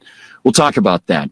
We're also going to go into added information on the FBI nominee Patel. Kash Patel, kind of a mixed bag. We played some of the information of Kash Patel last night of him saying, first and foremost, got to take care of Israel. Wait, what? But he has been good. He does have some knowledge of very bad influences that he seems really energized about these bad influences, I think because he's such a fan of Donald Trump. But he is on the right track on a couple of these things, especially when it comes to his involvement with exposing the whole Russia canard. So I got to give him some credit here, and I've got more information, and I want to lay it out for you, thanks to the good folks at the Gray Zone today. Then we're going to get into Trump's tariff terror. I woke up this morning, not as Boston would say, I woke up this morning and the sun was gone, turned on some music to start my day, lost myself in a familiar song. I closed my eyes, and I slipped away. No, not that. What a voice. Oh, boy, what a voice. It's just amazing. Brad Delp. Rest in peace. Boy, Brad, why'd you do it? I don't know. But, Trump's tariff terror. I woke up this morning and people were laughing and applauding Trump's tariff terror and using terminology. This is conservative Boston talk radio. This guy, Jeff Cooner, applauding an executive order on tariffs and applauding the idea of stopping cheap goods coming into the United States so consumers can save money. And yes, embracing the canard of dumping. Unbelievable. Unbelievable. Then we've got our third story, the deep state. Is it an overused term? Has that been suborned by the Trumpites? Is it an overused term? We're going to look at the National Endowment for Democracy. Last night, I started to open the trap door on that one because I was discussing what was going on in Georgia. And it seemed to me that the United States was doing things in Georgia through the National Endowment for Democracy. Well, I've got a lot more information on that and uncovered some information about the NED's connection to color revolutions and the connections to the attempts to overthrow Syria in the past and the overthrow of Ukraine. Yes. So it only makes sense that Victoria Nuland would leave her post in the ambassadorship and head right over there, of course, because she wants to keep swimming in the deep state waters. Then we'll talk war, Georgia, Ukraine, Russia, all tied together, and Syria, plus the Gaza genocide. And we'll give you more on that information that we discussed last night about the Rumble versus California free speech suit. So thanks to everybody who is here. Really appreciate it. Really appreciate it. And I see a question in here that, let me see. I came here because, well, here's Steve Swan. I came here because I knew you would have the inside skinny as to what's going on in South Korea. I've been watching that, Steve, and I can't really assess it yet. I don't really know.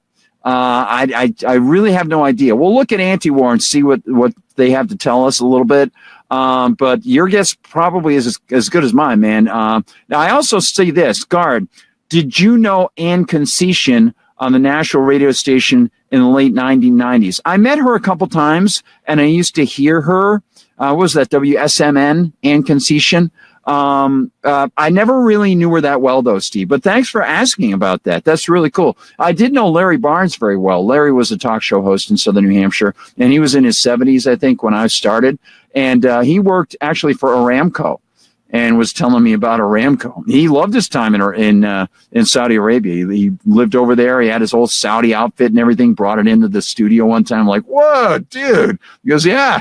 I was down in the desert, man. So let's get rolling, everybody. Let's see what we're going to be seeing, as tonight we are not going to be going with the news flash. No, we're getting a visit from the man from Jersey, Joe Piscopo. It's the big story. That was the big story yesterday as well. It's carrying over. The big story, the big story, the big story, the big story. Yes, the big story. What is the big story? Well, of course, let's do another quick review of what we saw yesterday as everybody got together on Monday in their offices and so on, and they discussed what Joe Biden had done just about 24 hours before, which was completely go against everything he had said before and show himself to be a massive legislative hypocrite because, of course, Joe Biden didn't pardon many of the people who've been damaged by the statutes he loved so much that should have put Hunter Biden in prison. Not that I say he belongs there, but I'm going by Joe Biden's standard. Let's go back to yesterday's Ron Paul Liberty Report. NBC's reporting that Hunter's pardon was being discussed in the White House for a long time, even as Biden and his staff were steadfastly denying that they would issue a pardon. As with his years of denying knowledge of Hunter's business dealings and meeting his clients, Biden simply lied over and over to the public. Second one, will the president pardon or commute his son if he's convicted? So I've answered this question before. It was asked of me not too long ago, a couple of weeks ago, and I was very clear, and I said no. Okay. All right. That's the word. She said no. She said no. Okay. Well, I guess maybe that's sort of like some of the women who have been around Joe Biden. They said no, but, they also said that he was rather aggressive around them. Sort of like Bill Clinton, they said no, and eventually he had to settle out of court with a lot of them because they said no, and, they could have caused him a lot of problems. That maybe that was the saying of the no. Maybe when he says no, he thinks yes. Maybe when he hears no in his mind, he just thinks yes, right? I'm not sure, but we've got a little bit more information about what some of the people in the pop media are thinking about this. They're very disappointed, and they're extremely disappointed, but they're not so disappointed that they won't go on television and, make sure that they make some money on the dwindling network MSNBC. The great former politician and now employee of MSNBC, because she was so stellar down in Washington, Claire McCaskill. Yeah, she made an appearance yesterday on MSNBC, and I gotta say, boy, Claire, I'm living on planet Claire because, the B-52s had it right. It was just great to think that a person like you could set me straight as to what the real problem was. What is the most disappointing thing about Joe Biden pardoning his son? What is it?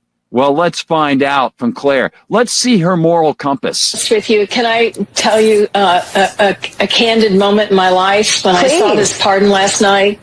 I kind of wished I wasn't going to be on TV today. Although if I was going to be on TV, I'm sure glad I'm on TV with you. And all of your 3 other viewers. We'll continue. Here's the thing. Do I understand Joe? We got a McAfee ad. They must have hacked me. We'll continue with the McAfee ad in a second here. They always love to do this. All right, let's go Biden's back. Pardon? Yes, completely. Here's the thing. Do I understand Joe Biden's pardon? Yes, completely. I get it. It's completely understandable. But the both sides folks out there have just gotten some really powerful ammunition, and for that reason, I hate it. So she hates the pardon because it gives ammunition to the people who don't like Joe Biden, to the conservatives, to the Republicans.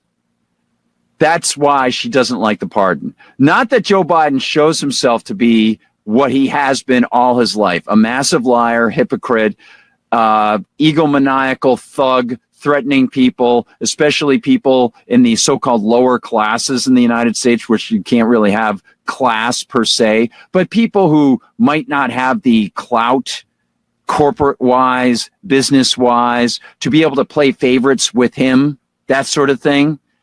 People who maybe were stuck in government-run educations in cities like Detroit and Baltimore and Chicago, you know, that sort of thing. Those folks who, when they leave school, many of them in Chicago, 40% of them are illiterate, that sort of thing.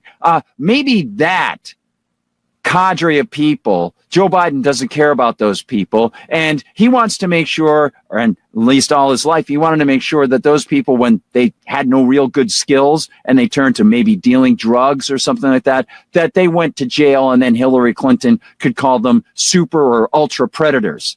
Claire McCaskill is upset, not because that of this guy's tawdry, dark background in writing legislation, unconstitutional, immoral legislation telling people you can't possess this thing or the federal government is going to put you in jail for the rest of your life if you do it 3 times. Like, oh, I don't know, a plant. You can't sell this thing if you do it 3 times or you're going to go to jail for the rest of your life. You can't do any of that stuff, according to Joe Biden. But his son not only can do that, but also can breach can breach gun forms and lie on them, perjure himself under the very forms that Joe Biden praised, and be a drug user at the same time he's violating the 1968 Gun Control Act that Joe Biden loved. All of those things, none of that hypocrisy upsets Claire McCaskill. Instead, it's the fact, get this, she's actually admitting that he is a hypocrite. In this statement, she literally, logically speaking, if you parse it through, she's saying, oh, yes, I understand. Because he is a hypocrite, he is giving them ammunition to say he's a hypocrite. And I don't like the fact that they can say he's a hypocrite. It's not that I don't like the fact that he's a hypocrite and he's a massive blowhard jerk who ruined tens of thousands of lives from the Clinton administration on, and even before that with other legislation. It's not that. It's that by exposing the fact that he is that, some people can call him out for that. But I'm not going to do that. It's amazing. This woman, she's got to be one of the most insufferable people on MSNBC. And by the way, she gets a mighty 6-figure retirement because of her years in politics, thanks to us. In my life, when I saw this pardon last night, I kind of wished I wasn't going to be on TV today. Although if I was going to be on TV, I'm sure glad I'm on TV with you. Here's the thing. Do I understand Joe Biden's pardon? Yes, completely. I get it. It's completely understandable. But the both sides folks out there have just gotten some really powerful ammunition, and for that reason, I hate it. I just wish that Biden would have said all along, I will pardon my son because this is a political persecution. The fact that he said he wouldn't and that he did now, I hate that. I just hate it. So let me get this straight. Is it a political persecution because when Joe Biden was in office as a senator politician, he helped pass the 3 strikes law? Is that political persecution? Or are you talking about partisan persecution? Because the polis is what's behind all this. That's political persecution. But Claire McCaskill, she didn't want to be on TV, and I think maybe some of us agree with her. Let's talk to some folks who actually get it. And by the way, I just want to read to you the text from someone who wrote to me about last night's show, talking about how we brought out Sabby Sabs and saying, you know, are you going to pardon all those thousands of people you harmed with your 3 strikes law who were put away for exactly the same stuff, not even as bad as what your son was convicted of and was going to go to prison for? And I got this message from someone that says, love your reporting on Hunter. And this person did some time in prison for what he was charged with. He says, I'm not getting a pardon. I wonder if Uncle Joe will pardon me so I can get my gun rights back. These have real world effects. And as many of you might have heard replays on talk radio or something like that of what's her name from Fox News, Megyn Kelly, who said that she has someone in her family who had some drug problems, and this person ran into some legal problems, and now she legally can't vote because of that. And also she probably can't own a firearm because of that. She said, you know, are you going to help? Is Joe Biden going to help her with her legal expenses? Is he going to help her get her rights back? She's out of jail. As we said, there seems to be a major disconnect between the idea that the government will handle your safety, take your money to keep you safe, and of course threaten you if you don't pay, and then put people away that they say are dangerous, then release them, but then say they're still so dangerous that they can't exercise their right to have a firearm. There's a bit of a problem there. I don't see those two parts of the bridge coming together to get across the river of thought. I don't know. Call me just, you know, a regular guy, but there's a problem there. There's not a problem with the folks of the gray zone. Let me give you this coverage because I think this is exceptional. Check this out. Someone who called for bulldozing raves and arresting rave promoters. But that's Joe Biden. Joe Biden. This is Joe Biden, Mr. Anti-Drug Man, while his son was smoking crack. Someone who called for bulldozing raves and arresting rave promoters, but who also bragged about how many people he got thrown in jail for selling crack, specifically crack. When is he going to pardon any of those poor people, nonviolent offenders, for selling crack cocaine when his son was on camera? If you have this will get us demonetized. A piece of crack cocaine no bigger than this quarter that I'm holding in my hand. By the way, the footage on the right, if you don't, this is footage shot by Hunter Biden. $1/4 of $1. We passed a law through the leadership of Senator Thurmond and myself and others, a law that says you're caught with that, you go to jail for 5 years. You get no probation. You get nothing other than 5 years in jail. Judge doesn't have a choice. Under our forfeiture statutes, the government can take everything you own, everything from your car to your house, your bank account, not merely what they confiscate in terms of the dollars from the transaction that you just got caught engaging in. They can take everything. I don't care why they become a sociopath. We have an obligation to cordon them off from the rest of society. Let's pause there real quick. I just want to mention again, by definition, the state is sociopathic. So let's just lay this out. This is one of those, linguistic, logical lessons to take. Society and the state are separate. Society are those bonds and interactions that we create voluntarily outside of the polis. That is society. The polis is imposed on us contrary to our whim, otherwise, contrary to our will. Otherwise, it wouldn't be a polis. It would be a voluntary, societally created agreement, like going to a poker game, forming a business partnership with somebody, or helping somebody put in a fence post. That's it. You're arranging your own arrangements like ancient Iceland. The polis is imposed. It's imposed on those people who don't want to participate. Therefore, the polis, which can only draw and parasite away from society for the polis to exist and get its sustenance in money to pay its bureaucrats and police, even if it's on the most basic level of so-called policing and a justice so-called system in the courts. All of it is parasitism off of society. That, by definition, does not allow the members of society to determine what is good for themselves, as we discussed last night about consequentialism and the so-called greater good. It negates that, and therefore it is anti-social. It is always a draw from society. It is sociopathic. It doesn't contribute to society. There's no way you can tell whether it contributes to society because nobody actually has given his real consent.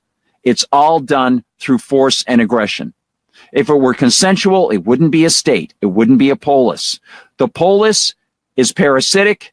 It is done without consent. It is sociopathic. The sociopath in the picture there has his hands clenched up tight in the Senate, on the Senate floor. That's the sociopath. That is the representative of the state, so-called representative. In jail, away from my mother, your husband, our families. So I don't want to ask, what made them do this? They must be taken off the street.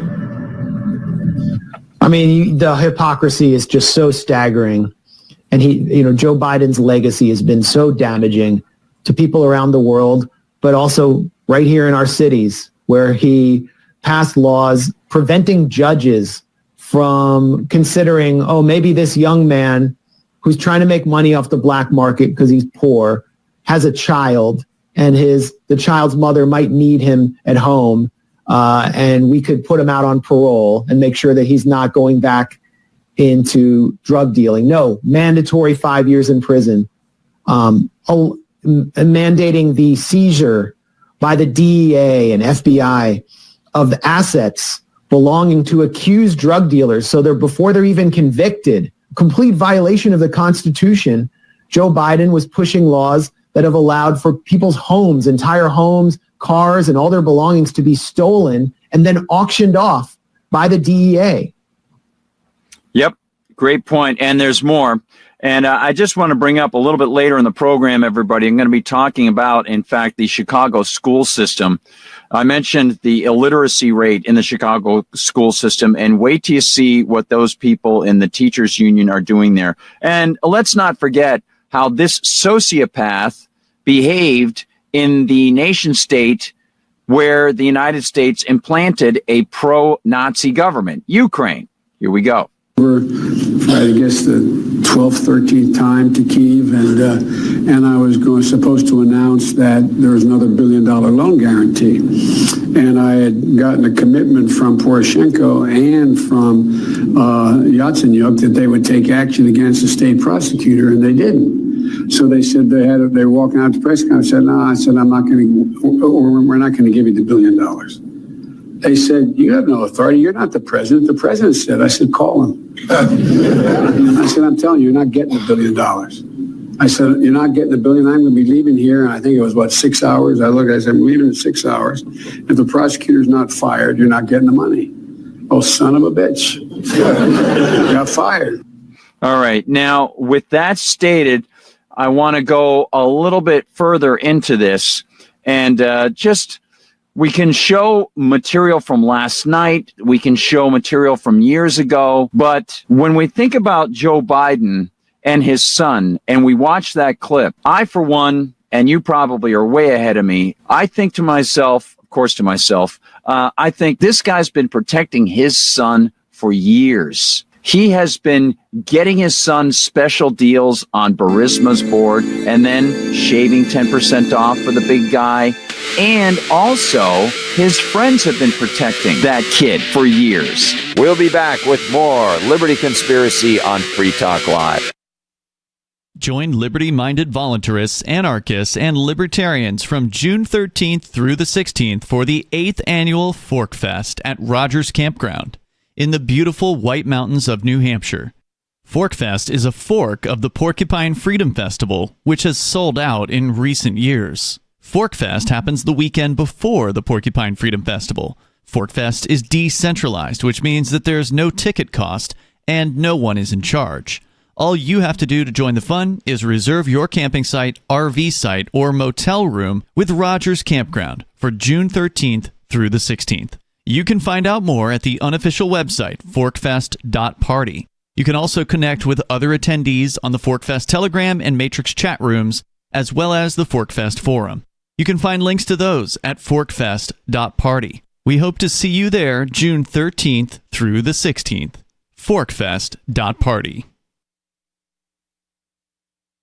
There are basically two types of advertising, direct response and branding. Radio's great for direct response with its low cost to listener ratio, but audio can't be beat for branding, which is a longer term endeavor. You want to be the first thing that someone thinks of when they think about your product or service. If you have a local business that you want kept top of mind in your community, call the station. If you need national reach, Free Talk Live's got around 200 radio stations, millions of monthly listening sessions, can suit all budgets, and if we don't think we're right for you, we'll tell you.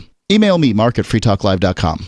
Tired of cancel culture? Sick of mega tech corporations holding an axe over your head? Join the LRN.FM Matrix chat server. It's self-hosted, so no one else can tell us what to do or say. Don't like the existing channels? You can make your own. You can even connect into some of our channels from other Matrix servers. It's federated. For the full LRN.FM Matrix experience, though, you should join our server via the step-by-step instructions at chat.lrn.fm.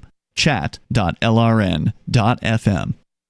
The latest episode of Free Talk Live continues with Hour 3 up next after the news here at listen.freetalklive.com.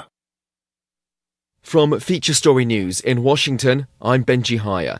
Jihadist insurgents in Syria are on the brink of seizing the country's third largest city as they continue to make gains in their lightning offensive.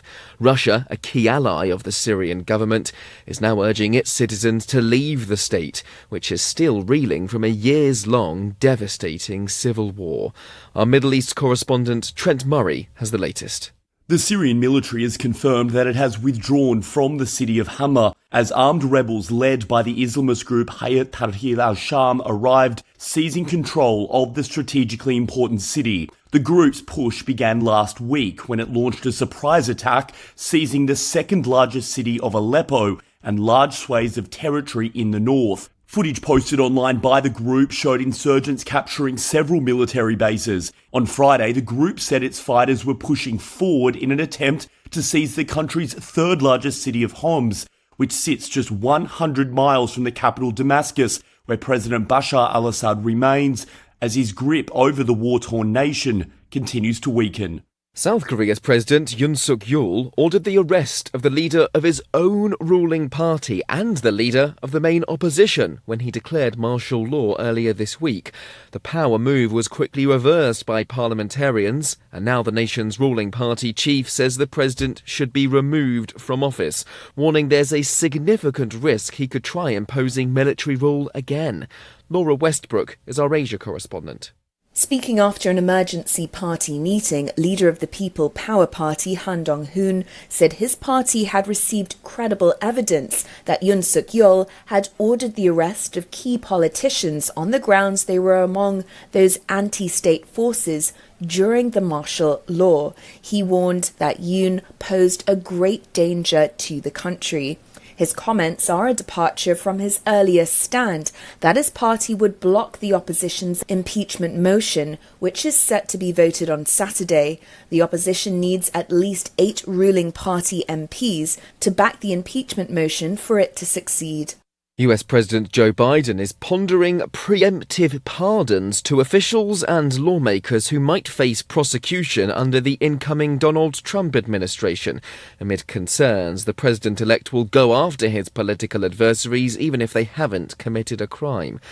And 2 people have been injured in a firebombing at a synagogue in the heart of Melbourne's Jewish community, an act described by Australia's Prime Minister Anthony Albanese as violent anti-Semitism.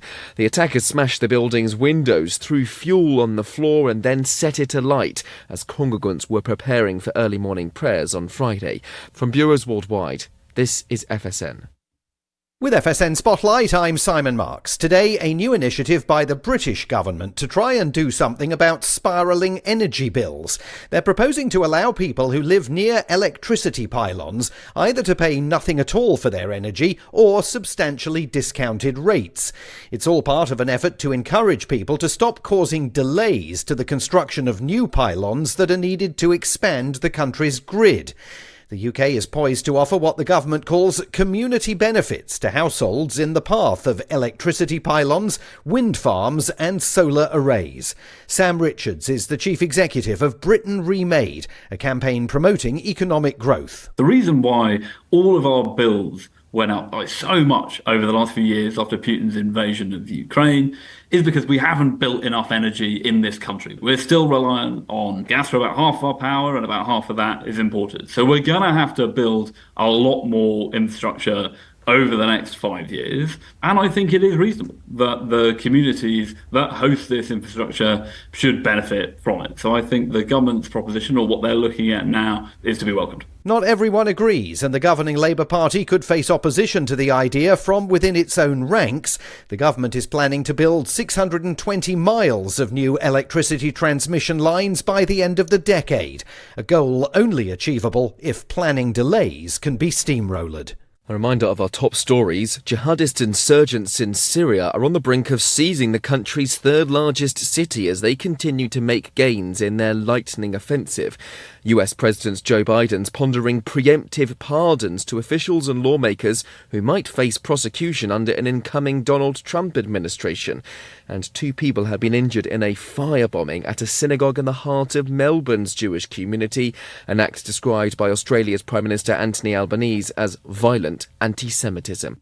Terror and confusion fell upon the nation this week after nearly 314 million Americans reported inexplicably losing consciousness for 8 hours straight last night, with countless victims helplessly recovering from the fugue-like state with no memory whatsoever of the lost time. Researchers at Princeton University, who have been studying the alarming phenomenon since its inception, told reporters that though they were unable to ascertain the source of the sweeping condition, it appeared to be somehow linked to the setting of the sun. Right now, we suspect that there may be some connection between these sudden blackouts and the visions that some Americans have reported experiencing while they were unconscious. But most of these hallucinations are too abstract for us to draw any definite conclusions from. At this time, we urge people to never turn off their lights and under no circumstances close their eyes for any extended period of... Oh, God. It's happening again. This is the Onion News Network. We're still not sure why you'd want to watch, but our video feed is streaming nightly for free at cam.freetalklive.com.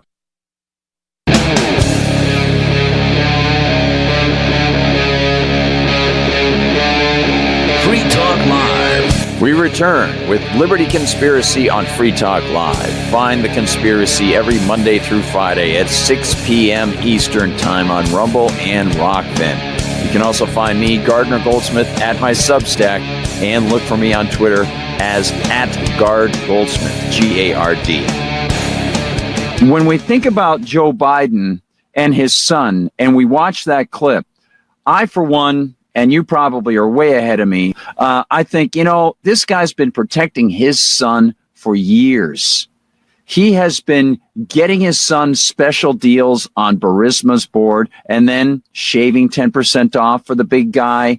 And also, his friends have been protecting that kid for years. The people in the FBI protected him for years. They ginned up the whole Russian collusion canard. They helped get Joe Biden into office. They helped protect him to make sure that newspapers like the New York Times didn't report on Hunter Biden's laptop, which had a chain of evidence, all corroborated. And we heard this from Andrew McCabe about Trump's nominee for the FBI. Andrew McCabe, who willingly accepted the Steele dossier as for real, knowing he had to have known that the Clinton campaign paid for the Steele dossier and that it was bogus. This man, whom we played yesterday, who was such a fan of trying to make it look like his period was tied to a period of just new fallen snow for the FBI after the church hearings had somehow fixed everything and stopped unwarranted wiretaps, when he himself helped facilitate an unwarranted wiretap through the FISA Act Section 702 based on the Steele dossier, which was bogus, to gin up and help promote even more the 2016 started Russia hack, Russia interference, Russia collusion canard. It was completely bogus. And of all people, I didn't know this, Kash Patel was one of the people who really helped expose it. But let's talk about Kash Patel in just a minute after we remind ourselves, or I remind myself, of what this guy McCabe had to say again on cable television, which evidently is, I don't know, not doing so well. Yeah, well, it's a terrible development for the men and women of the FBI and also for the nation that depends on a highly functioning, professional, independent Federal Bureau of Investigation. So we'll pause it right there because, of course, if you saw the show last night, this guy was roundly criticizing Kash Patel, and he was saying he doesn't have the professional chops, even though the guy's been involved with security matters for decades, has written a book exposing some of the terrible things that the FBI and others were doing. Perhaps that's why he thinks he's not equipped to join the FBI, because, I don't know, he just wasn't part of that corruption. But I do want to note that Kash Patel seems to be a big fan of Donald Trump, and that does seem to be driving some of his enthusiastic exposure of some of this wrongdoing. This is the type of wrongdoing, as you know, if you've been reading my MRC TV stuff, that I've been writing about since 2016. I've been trying to tell people the Russia collusion stuff was bogus. The Russia hack stuff was bogus. That they didn't give the hard drive to the FBI. They gave it to CrowdStrike. This guy, Aperovich, who was a member of the Atlantic Council. All that stuff. It was absolutely bogus. I even talked about, as I've mentioned on the show a couple times the past few months, the Washington Post report that came out when CrowdStrike released its report. And the report from the Washington Post was 2,000 words long. It came out at around noon time, and there's no way anybody could have written it if they got that report that morning. It had to have been leaked to them before that. There's no way they could have vetted it with the lawyers, had the editor look at it. It's just not possible. You can't do it in that amount of time. So that all was stuff I was trying to write on. I didn't know that emerging from all this, Kash Patel would start to discuss this stuff. That Kash Patel would be one of the guys behind exposing the fact that the FBI, with people like that guy McCabe, tried to get the Hunter Biden stuff suppressed, and how he exposed a lot of the deep state stuff. Now, I say that not to be too praiseful of him, but to be balanced, because last night I played this, and this is not good. Of course, I think it shows his big devotion to Donald Trump, and I think a big problem with his lack of understanding of the U.S. Constitution in this regard. Prioritize Israel, bring home Israelis, and make sure we stand by our number one ally in Israel. We will shut off the machinery that feeds money into Iran. We will no longer have 100 hostages still in captivity, Israeli and American and otherwise, by Hamas and Iran's Hezbollah mercenary forces. We need America to wake up and prioritize Israel and bring home Israel. All right, so we saw that, and unfortunately, he's not mentioning to any of these people on Fox that the United States and Israel prioritized Hamas. And they made sure that Hamas got a lot of money, right? So let's get into some big stuff from the gray zone. Now, I have to make sure that I've got all these cuts correct here. So, yep, here's some of the positives on Kash Patel from the gray zone. Even with Kash Patel's partisan pro-Trump orientation, I was pleased that I got to see this, and I forgot I had actually seen one of these interviews between Kash Patel and Aaron Mate. And I think they do a really good job being fair here. I wanted to make sure that I presented this to you. Here we go. Do you know what happened there? Has there ever been any attempt to find out was there a serious attempt by the FBI to get access? And do you know who denied it? And let me set up this clip first. Because as you say, it's incredibly strange. So what I'm talking about here is basically the FBI admitted under oath that they didn't conduct their own investigation of the DNC servers when Democrats and the firm they hired, CrowdStrike, claimed they were hacked by Russia. Instead, so I'm going to pause there. I just want to do one thing for you here. I just want to do one thing. I want to improve the volume for you on that and just bring it up a little bit. So let me go over to that clip for you and do it up. So I actually already brought up the volume, but I'm going to bring it up just a little bit more here because I know that the differential between my voice and their voices might be a little bit too much. So let me just get it as right as I can, as right as rain. I'm not going to bring it up too much, but just a little bit more here. All right, let's see how that goes. And you can let me know if you think it's distorted or anything like that. And I'm going to go back over to play the rest of this as Aaron Monte gives you the setup on this. So here we go. CrowdStrike, which just like Christopher Steele was working for Hillary Clinton as Hillary Clinton was framing Trump as a Russian agent. So I'm asking Kash Patel here about the FBI's odd reliance on a Clinton campaign contractor, CrowdStrike, rather than conducting its own forensic investigation of the DNC servers. All right. So right off the bat, I know I'm on familiar territory when I'm watching this because this is exactly what I was writing on in 2016. Literally, I wrote a 2-part piece about this for MRC TV. And I even put in the name of the woman who wrote for the Washington Post, who came out with the report that she had gotten from CrowdStrike. So I've been working on this for 8 years. And there are a handful of people on the whole planet that I know who are aware of this stuff. So this actually gives me a big thumbs up for, lets me offer a big thumbs up for Kash Patel here. And of course, Aaron Monte and Max Blumenthal, I appreciate them every day. Their work is amazing. But so here it is. Remember, Aaron's setup about CrowdStrike. I'll go back just a second to give you the setup. Okay. So here we go. All right. Let me set up this clip first. Because as you say, it's incredibly strange.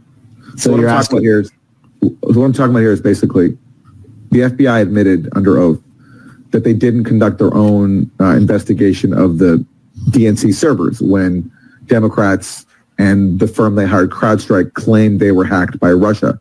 Instead, the FBI relied on the forensics of CrowdStrike, which just like Christopher Steele was working for Hillary Clinton as Hillary Clinton was framing Trump as a Russian agent. So I'm asking Kash Patel here about the FBI's odd reliance on a Clinton campaign contractor, CrowdStrike, rather than conducting its own forensic investigation of the DNC servers. Strange to let the victim, the purported victim, the Democratic Party, control the investigation of this most critical issue, this foundational issue of the hacking of the DNC server. I mean, this was the incident that basically kicked off Russiagate. Yeah, I mean, it's a big deal to have one of the two largest political parties in the United States of America say they were hacked by one of our biggest opponents. You would want the U.S. government to find that out for the American people.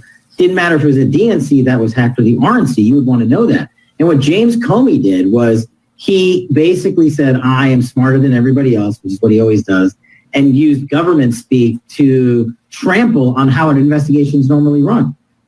Here's how you get to the details, Aaron. You subpoena the servers. You, the FBI, and the Department of Justice have full-out subpoena authority on an investigation of this magnitude when you're saying a foreign country interfered and broke into the servers of a political party in America. You can go to an Article 3 judge and get a warrant overnight for that. They refused to do that. When we asked them why they didn't do that, they didn't give us an answer. They just said what you said a little bit ago. CrowdStrike's great. We can trust them. I've never in my life, and this goes back to my public defender days, ever been able to convince the FBI that, oh, hey, by the way, what my defendant is saying, the company he used is good enough. You, the FBI, don't have to look at it. Every judge would have laughed me out of federal court. Every FBI agent, and rightfully so, would have said, we're hitting you with a subpoena if you don't want to help us investigate this actual crime. And for some reason, James Comey was able to dupe the Obama administration's DOJ and then later the Trump administration's DOJ into continuing the charade. And he has never been asked pinpoint a question and answer on that doesn't result in him saying CrowdStrike is great. So that's one of your two interviews with FBI Director nominee Kash Patel when he was House investigator on the Russiagate saga. And I mean, they're epic interviews. It was before he was well known. I think the second one is incredible. It starts out with him describing how he's discovered that the FISA warrant for Carter Page was actually the product of the bogus Steele dossier, which is just such a shocking national security scandal, that a dossier that was paid for by the Clinton campaign to a former MI6 agent for hire, which is just filled with lies, actually got an American citizen wiretapped by the FBI, by the Department of Justice, just showing weaponization. And now we're being told Kash Patel's going to weaponize the FBI. But really what this is sort of revenge for the weaponization of the FBI. Yeah, and his background, he's a former public defender. I don't know if there's ever been an FBI director nominee, who's ever had that on his resume, being a public defender. And then, he is very loyal to Trump. I mean, that's no secret. But Trump certainly has an interest here in installing a loyalist. But again, this is the product. This is what happens when you're as an agency, you take part in framing a candidate turned president as a Russian agent, which is what the FBI did. There's even affidavits. There's one affidavit from an FBI agent who asked to be taken off of the Russia investigation because it was so biased and they knew there was nothing there, but they still continued it. So Kash Patel is a result of this, and he's someone who is hated in Washington, not because he'll do Trump's bidding. People don't care about a loyalist FBI director. There have been plenty of those, but because he's actually been critical of the intelligence agencies and their role in abusing their position. And so his nomination is going to be really interesting. And we'll see, how he'll do under Senate questioning. But the awkward thing for Democrats and anybody opposed to Kash Patel is that he was right about Russiagate. David Ignatius, who's a columnist for the Washington Post, very close to intelligence officials, he even acknowledged in a column about Kash Patel that when it comes to Russiagate, Kash Patel, quote, hit pay dirt, because he did. It was such a scam that like anybody who exposed it is going to be on the right side. So this is Russiagate returning, and we'll see how the people who have an interest in covering up Russiagate handle the fact that one of the people who helped expose it is being nominated to head the FBI. It's going to be pretty interesting. Here's Kash Patel on shutting down the J. Edgar Hoover FBI headquarters. What do you do about the FBI? What does President should he do about the FBI when he gets into office? Because I got to believe these agents, many of them are dug in deep. Look, one of my biggest personal recommendations is you shut down the FBI headquarters building and open it up the next day as the Museum of the Deep State. And you send those 7,000 agents in the headquarters building downrange to chase down rapists, to chase down murderers, to chase down drug traffickers, and let the cops be cops on the streets across America. You keep a small contingent in Washington, D.C. That's step one. You get rid of half of the legion of lawyers and special counsels that exist within the FBI to do one thing, to corrupt and obstruct government oversight from constitutionally applicable committees in Congress. And another aspect of it real quick is one of the biggest institutions in the FBI that has been troubled and politicized and weaponized has been their intel component. We have an intel agency. I don't need it to be redone within the walls of the FBI. We've shown when we've given them that power, what they do to it. They unlawfully surveil a president and his candidate. So those are three quick things that we could rattle off. That would be my recommendation to reform the FBI. So, I mean, a lot of this is motivated by support for Trump, partisanship, but why is the FBI building even named for J. Edgar Hoover? And, who's attacking Kash Patel? It's people like Andrew McCabe. People were claiming, he's going to weaponize the Bureau. Or Tom Nichols, this liberal cartoon at the Atlantic magazine. If Donald Trump's goal is to break the FBI and turn it into an instrument of revenge, Kash Patel is the perfect nominee to run it. I mean, turn it into an instrument of revenge. The building is named after J. Edgar Hoover. That was classic. I mean, the building is named after J. Edgar Hoover. Well done. Thank you.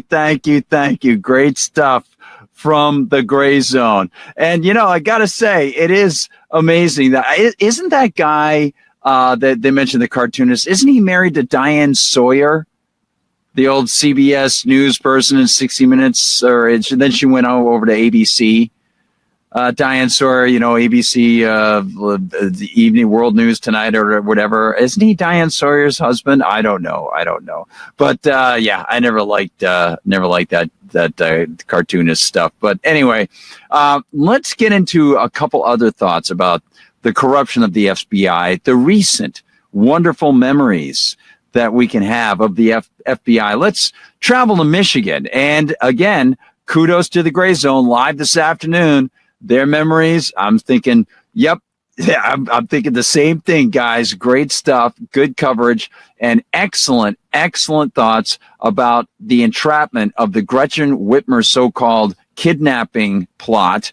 And that brings back memories of Andrew Napolitano talking about maybe 10 years ago, discussing how 17 of the 20 cases that had been brought up on terror charges in the United States, those evil terrorists, were, of course, setups by the FBI.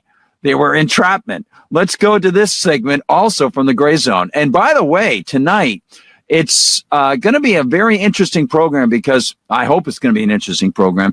Tonight, I've decided to orientate things much more on video segments, large video segments that I just think are so good, I want to recommend them to you. I want to show you a lot of these things. Obviously, I go to these people a lot. I think they're very, very conscientious and consistent. I think they're valuable for my information load, and they help me assess information and get new information. So I want to turn to the Gray Zone. Again, assessing information I already had, providing information I didn't have about Gretchen Whitmer and the plot. That's not revenge. The FBI was responsible for the October surprise in the last election, the fake kidnapping plot of Gretchen Whitmer, Michigan governor. Remember that? The FBI managed the entire kidnapping operation through a Michigan militia that was led by paid FBI assets.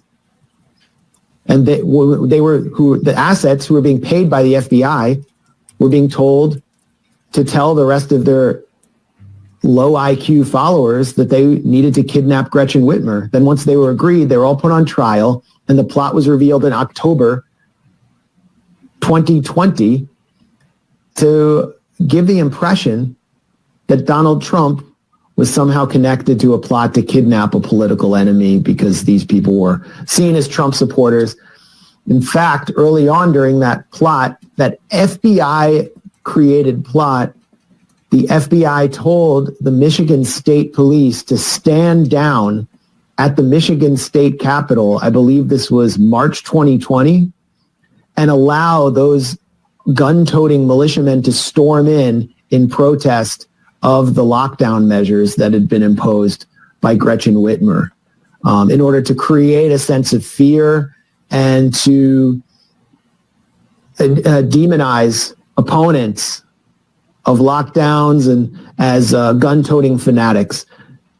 Absolutely right.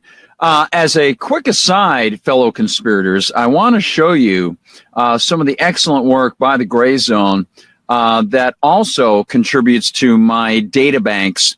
As I started to look up information about the National Endowment for Democracy, well, of course, I turned to the Gray Zone, and they've got lots of information about the National Endowment for Democracy. Going to go through some of that coming up in just a minute, because last night I mentioned how the events in Georgia struck me as being the outgrowth of something from the National Endowment for Democracy and other deep state worms going into Georgia the way they went into Ukraine with Victoria Nuland. And lo and behold, as we know, Victoria Nuland recently moved over to the National Endowment for Democracy.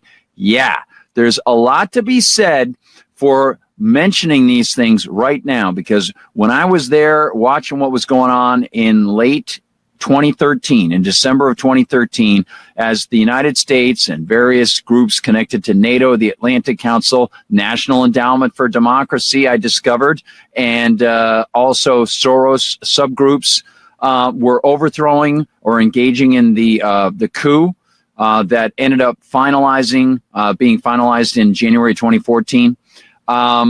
It was a very lonely world, but I didn't know that there were other people out there who were like the gray zone, who were on top of this stuff. Kit Clarenberg in particular. Now, you might be familiar with Kit's reporting recently. He was talking about the internal documents that exposed the Brits for their work and helping to blast the Kerch Bridge, the Crimean Bridge, and their work on that, and of course their successful attempts to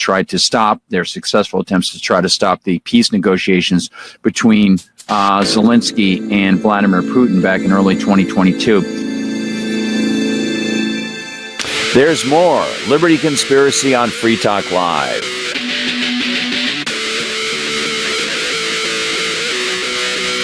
We have some good news. The indictments against Ross Ulbricht in the District of Maryland were dismissed with prejudice, meaning they can never be refiled. This is especially good because those indictments contain the only charge ever made that Ross engaged in murder for hire. This was a serious allegation that Ross Ulbricht denies. It was never prosecuted or ruled on by a jury, but was trumpeted by the federal government and the media as if it were proven fact. The Maryland court held these indictments for almost 5 years, poisoning Ross's case and leaving him under a cloud of unproven allegations.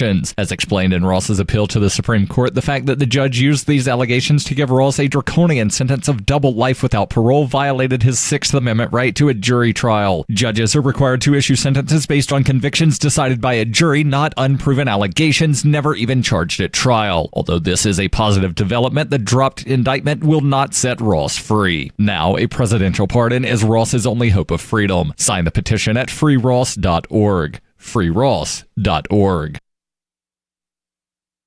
From Feature Story News in Washington, I'm Benji Haya.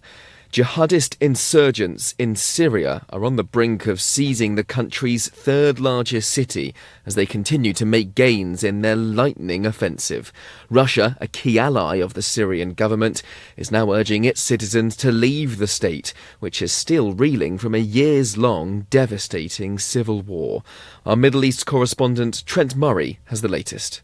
The Syrian military has confirmed that it has withdrawn from the city of Hama as armed rebels led by the Islamist group Hayat Tahrir al-Sham arrived, seizing control of the strategically important city. The group's push began last week when it launched a surprise attack, seizing the second largest city of Aleppo and large swathes of territory in the north. Footage posted online by the group showed insurgents capturing several military bases. On Friday, the group said its fighters were pushing forward in an attempt to seize the country's third largest city of Homs, which sits just 100 miles from the capital Damascus, where President Bashar al-Assad remains, as his grip over the war-torn nation continues to weaken.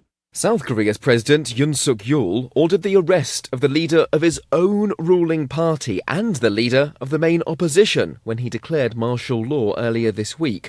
The power move was quickly reversed by parliamentarians, and now the nation's ruling party chief says the president should be removed from office, warning there's a significant risk he could try imposing military rule again. Laura Westbrook is our Asia correspondent. Speaking after an emergency party meeting, leader of the People Power Party Han Dong-hoon said his party had received credible evidence that Yoon Suk-yeol had ordered the arrest of key politicians on the grounds they were among those anti-state forces during the martial law. He warned that Yoon posed a great danger to the country. His comments are a departure from his earlier stand that his party would block the opposition's impeachment motion, which is set to be voted on Saturday. The opposition needs at least 8 ruling party MPs to back the impeachment motion for it to succeed. US President Joe Biden is pondering preemptive pardons to officials and lawmakers who might face prosecution under the incoming Donald Trump administration, amid concerns the president-elect will go after his political adversaries even if they haven't committed a crime. and 2 people have been injured in a firebombing at a synagogue in the heart of Melbourne's Jewish community, an act described by Australia's Prime Minister Anthony Albanese as violent anti-Semitism. The attackers smashed the building's windows, threw fuel on the floor and then set it alight as congregants were preparing for early morning prayers on Friday. From bureaus worldwide, this is FSN. You can help spread the ideas of liberty with our Patreon for just $5 per month at amps.freetalklive.com.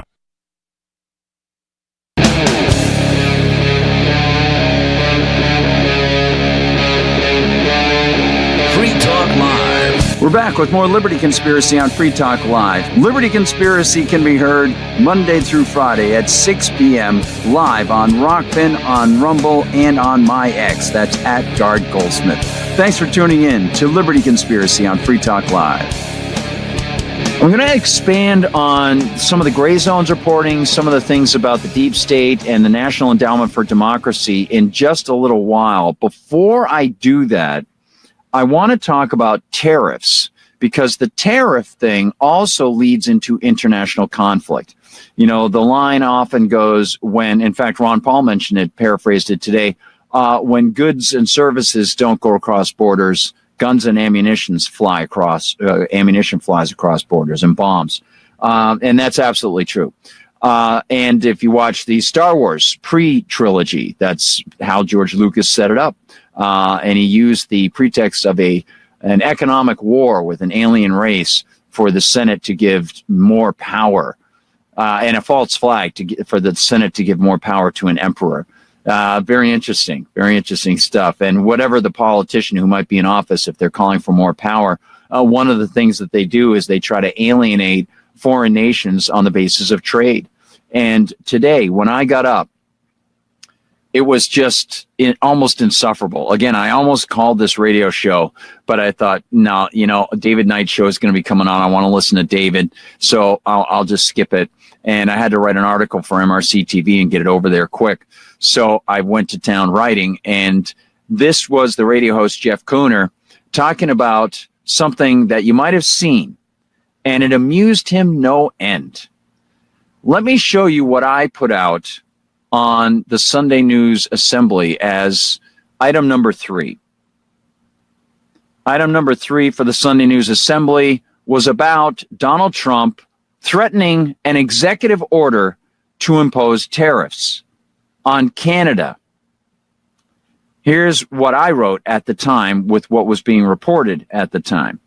I said, I'm curious, how can a man who already pledged to protect and defend his U.S. Constitution say that he will use an executive order to impose more insane tariffs? Perhaps Donald Trump could shave off some time from watching fighting matches to address this glaring conflict between his oath and his plans. I doubt he ever will. I also wonder if many folks who claim they are so-called conservatives will cite him for this, or if members of Congress will call for him to be impeached because of it. This is not a small matter, but it will see very little attention on the fundamentals. So what is the story here, morning glory, as Oasis would say? Well, here it is. Canadian Prime Minister Trudeau flies to Florida to meet with Trump after tariffs threat. So here is part of it that I put out late Saturday night into Sunday. You'll see there from News Nation. Rob Gillies and Fatima Hussein wrote for the Associated Press. West Palm Beach, Florida. Canadian Prime Minister Justin Trudeau flew to Florida on Friday to have dinner with President-elect pop-up Donald Trump at his Mar-a-Lago club after Trump threatened to impose sweeping tariffs on Canadian products. Trump threatened to impose tariffs on products from Canada and Mexico if they don't stop what he called the flow of drugs and migrants across their borders. He said he would impose a 25% tax on all products entering the U.S. from Canada and Mexico as one of his first executive orders.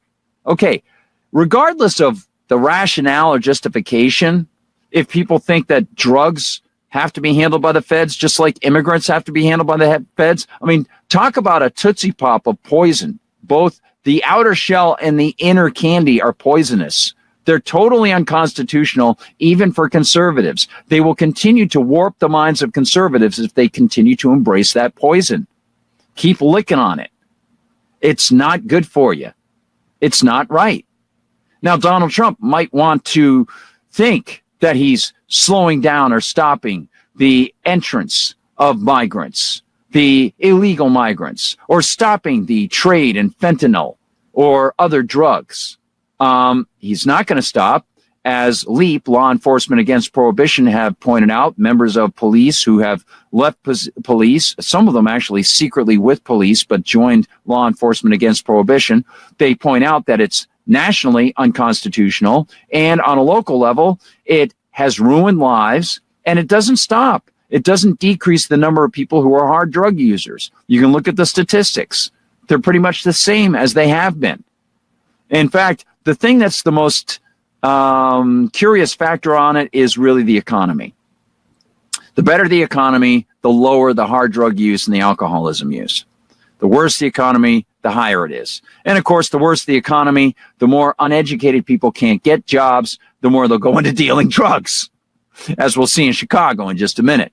So, a couple minutes. So, this was not all that he threatened. Okay. Trudeau had been called, to use the passive voice, weak and pathetic by Donald Trump. But, and this is what amused so many of the conservatives. Oh, look, there he went. He still went and had to kneel before the ring of Donald Trump. He had to kiss the ring at Mar-a-Lago. Donald Trump showed that Trudeau guy. And conservatives justifiably think that Trudeau is a farcical figure.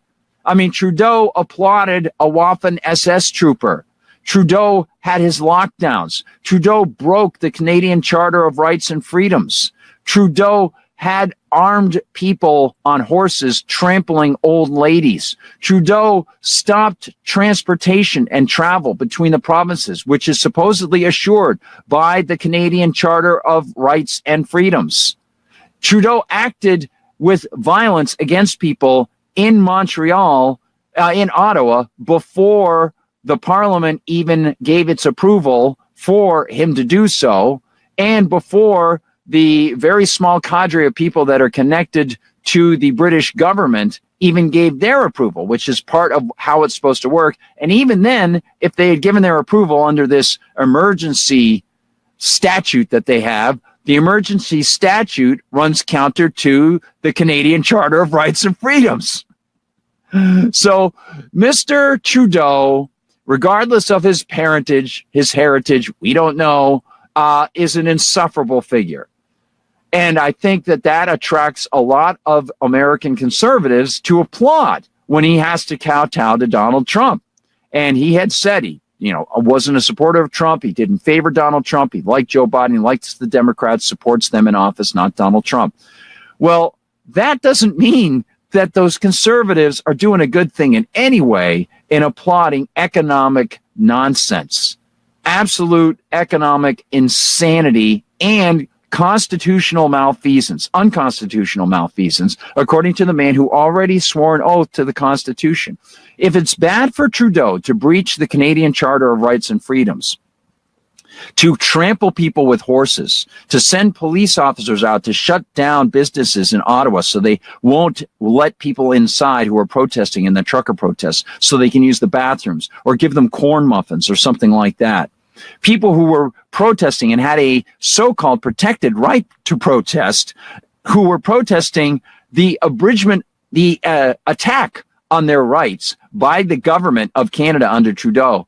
If Americans are going to be critical, and justifiably so, of Trudeau over that stuff, won't they be critical of Donald Trump engaging in his own executive position in moving without any congressional approval to impose tariffs? Tariffs are in the Constitution, but not under the executive branch powers. He can't do that. And it doesn't matter whether Congress writes some statute that might let him do that. They're not supposed to cede any constitutionally provided power to another branch. That's why so many of these executive branch offices that have expanded beyond their original statutes were cited in the most recent case that overturned the Chevron decision. That was a very big deal. Those fishermen who said, you're going way beyond even what the Congress allowed for the fisheries. You can't do that to us. So Donald Trump is acting in a way that I would think, I just sit here, I ruminate on it, and I think to myself, well, I would think that conservatives would call him out on that. But no, they're applauding. I woke up, Boston Radio, Jeff Cooner, he's laughing. He's like, let's do this. Yeah, Donald Trump met up with Trudeau, and something really funny happened. Well, here's the report, and I'm going to show it to you from MRC TV. This is from my friend Nick Kangatis. He thought it was funny, too. I have quite a different position than Nick does. Here it is. Check it out. Report. Trump tells Trudeau if Canada can't survive proposed tariffs, his country should become the 51st state. And Jeff Cooner was laughing about that. And it wasn't just if you don't do something about the drugs and the illegal immigrants, because Trump is threatening massive tariffs against Canada, partially because of Canadian so-called dumping of wood. That was what Jeff Cooner was applauding today, a so-called conservative. He's like, it was great. It was great. Trudeau had to go down there and kiss the ring. I'm paraphrasing and adding, coloring. He had to go down there. He went down and he met with Trump. He had to go with his tail between his legs. And Trump told him, if you don't stop dumping, if you don't stop harming Americans this way by bringing in this cheap wood, then we're going to impose a 10-20% tariff on you, in addition to the other tariffs that he's proposing. We're going to stop your wood from coming in here. You can't keep dumping this and hurting Americans with your dumping. He's literally saying, he did say that. You can't keep hurting Americans with this dumping. So let me get this straight. If you are offered something that you could buy for less, is that harmful to you? I just sat there with my jaw agape. And then when he said, hey, let's start a call-in, let's just do this. Let's lighten the load based on what Donald Trump said to Trudeau about Canada. If you don't like it, why don't you become the 51st state? And then you won't have to deal with my tariffs. If you don't stop dumping, you're going to get the tariffs. But a way around it is become the 51st state, Canada. And then we'll protect you too.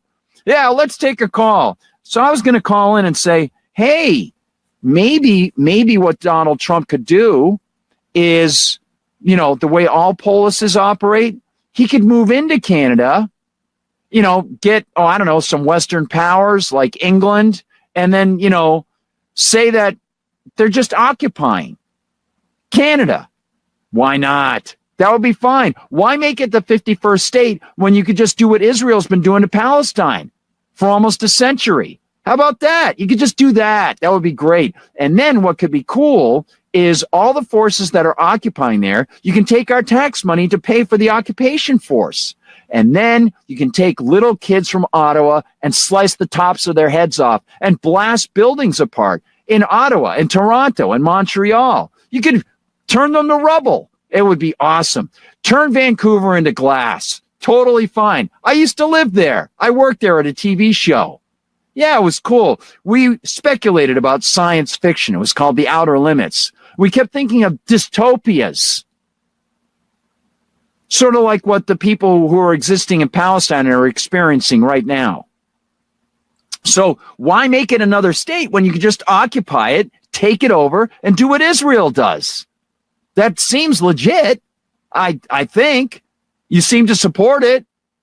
So how about that? I was going to call in and say that to Jeff Cooner. I was like, hey, Jeff, you know what? Rather than making an estate, why don't we just do what Israel does? Occupy the land and kill anybody who doesn't like it. That'll work.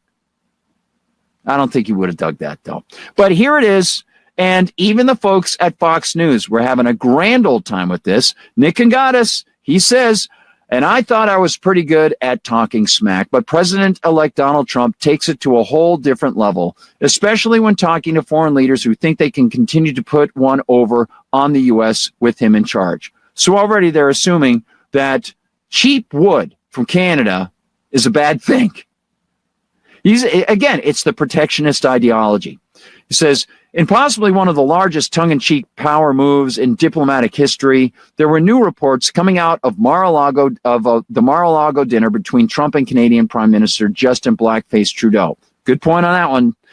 Fox News White House correspondent Peter Doocy reported that two people who were at the table told Fox News that Trump had a very special response to Trudeau's complaints about possible tariffs that the incoming president said he might levy against Canada when he gets into office. And so he talks about how the Canadian wood that's being shipped down, get this, it's being sold at a price that people might want because it's cheaper to, build houses, to make them cheaper, to keep the costs down, stuff like that, right? Fences, stuff like that, wood, tables, things like that, bed frames, things like that, all that stuff. Lower your costs, become more competitive. No, instead, Trump described it as Trump joked to him that if Canada can't survive without ripping off the U.S. So have you ever gotten a deal on a product and then you walk away like, I could have paid more for that. They totally ripped me off. What kind of planet are we on? And then they come up with these rationales. Well, they're stealing American jobs. Oh, I see. So again, if I'm in a lemonade stand and I got somebody else in another lemonade stand and I found an easier way to make lemonade and I can do it more productively and sell it for less. Maybe I have a lemon tree that I grow in my yard. I'm in Florida, but somebody else has to buy the lemons at the store. I've got them. I've been raising them. I invested in the tree. I raised the land. I invested in that. And now I've got the lemons and I'm selling it for, a quarter less or 50 cents less per cup, right? Am I ripping off people? Trade. This is unbelievable. Look at Peter Doocy as he goes through this. Check this out. Colin Rugg has Trump reportedly told Justin Trudeau that if his tariffs destroyed Canada, the country should become the 51st state and Trudeau could be the governor. LMAO. And here's what Doocy says. Unbelievable. It's just so ignorant economically. It's incredible. And it's poisonous. It's not right to engage in this. And tonight we're getting some new details about that Trump-Trudeau dinner from two people who were at the table. We are told that when Trudeau told President-elect Trump that new tariffs would kill the Canadian economy, Trump joked to him that if Canada can't survive without ripping off the U.S. to the tune of $100 billion a year, then maybe Canada should become the 51st state and Trudeau could become its governor. Brett. But more on that detail. He's laughing. It's just amazing. That's a moment. That is a moment. If you're, to me, this is the way I stand this. If I know I've got all those people watching and I go along with an economic canard, with a fallacy, and I don't point out that Trump has absolutely no constitutional power to engage in threats of just imposing his own tariffs, I've lied by omission. Now, maybe it's possible that Brett and Mr. Doocy both think that tariffs are a good thing. They're not. They're not good things. They're taxes. They're threats. They make you have to work harder to get what you want for the justifications and rationales that the politicians have in a system that is gamed, that Donald Trump has already played to the favoritism, to offer favoritism to steel manufacturers and dishwasher manufacturers at the expense of 8 times, a factor of 8 in consumer costs over what those particular industries are going to be getting because he makes their competition more expensive. Those industries that can't compete. Why can't they compete? Because they are so onerously hit with regulations and expenses. What are some of those expenses? The inability to get cheap stuff from other countries, those are included in their expenses. When they block foreign goods, that people need to make things like tables, like houses, those become more expensive. Why in the world wouldn't those people feel incentivized if they could leave and get away from all these expenses, whether they be regulations or tariffs? Go someplace else. Do your construction elsewhere. And that is essentially what one of the companies did. I think it was Toshiba. That's what one of the companies did under Trump's first sweeping tariffs. They moved from an Asian country to another country that wasn't hit by those tariffs, and they continued to produce. Now Trump is going to try to sweep them all up in worldwide tariffs. It is just that alone. Is that not an imposition enough for those conservatives? Do they actually think that by making it more difficult for their neighbor to save money, they're helping the economy? That by steering money into the already unproductive American domestic producers, somehow they're saving jobs rather than keeping jobs around that are too expensive to keep around, that you shouldn't keep around? That if you got rid of them and allowed people to buy what they wanted and naturally allow those businesses to go out of business or decrease their amount of business, the money that those people save is leveraged and maximized and allowed to be handed to new businesses to employ new people, and that you're stagnating the economy, that you're picking winners and losers, that you are doing exactly what the lockdowners thought about essential and non-essential businesses? Is that elitism ever on the minds of people who support tariffs? And it's not just this about Canada. There's more. There is more, and I'm going to give you that information coming from the good people who understand economics, Daniel McAdams and Ron Paul. So let me give this to you. All right. I think this is the part. Yes, this is it. Here we go. This should be the part. Let me just double check here. Yep. All right. Here we go. Key thoughts from Daniel McAdams and Ron Paul, because, yep, Donald Trump on Truth Social threatened the BRICS nations if they start a currency that would compete against the dollar. Now, isn't there an idea of freedom? Don't they wave the flag? Why can't we have competitive currencies? Am I not free to choose what I would like to offer to people? Are they not free to take what I would like to give to them? Oh, no, we're not. Not here. Not with Donald Trump. Check this out.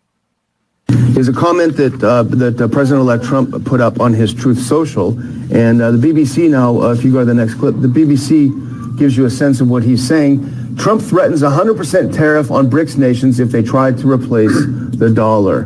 What are your thoughts on these 100% tariffs, Dr. Paul? Well, you could probably guess. I don't think you love them. Well, tariffs are taxes, and the victims of a tariff will be the people, because but to me, I start with civil liberties. If you work hard and you earn money, just theoretically say, well, there's no income tax. You earn $100 and you put it in your bank and you spend it like you want, and it's your money. Well, what if somebody comes along and they say, well, they spend their money and they spend about 20% of it looking for deals overseas because the product is better than what we make, and because, the price is better.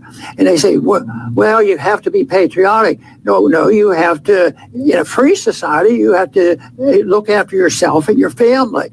And exactly. The marketplace. Quick pause there, because, of course, we draw this out in economics class. We go right into what I discussed about division of labor and the cavemen years ago, and say, look, this goes all the way to division of labor and trade, to surplus and the law of diminishing marginal utility, but people still being able to do what they're good at, even though when they make more of the, say, spear back in the cave, they might not need it, but they can do that very well. They picked up a little trick here and there, and they're good at it. And other people are good at doing other things, like, say, skinning deer or hunting, and they can trade. Why is it that some officious, obnoxious overlord can say, you know what? I don't like the fact that you're getting something from that person. I'm going to make it such that you have to give that person more spears to get what you want. Yeah, but I'm trying to reduce toil in my life. No, you can't. And you know what? You know how your family was trading, or you were trading with some people who were in a family that was across the river? I'm not going to allow that either. It's Liberty Conspiracy on Free Talk Live. Thanks so much for listening. Membership has its privileges. I'm Holland Cook with Inflation Hacks. Are you a AAA member? Nice to have, just in case, but think beyond breakdowns and dead batteries. At AAA.com, you can peruse discounts on tickets to concerts, games, and movies and amusement parks, including Disney World and Universal. When you book a hotel room, look for a special rate. And keep scrolling for Office Max and Office Depot and Omaha Steaks, and lots of restaurants have member discounts too. Ditto AARP, whose members also find air travel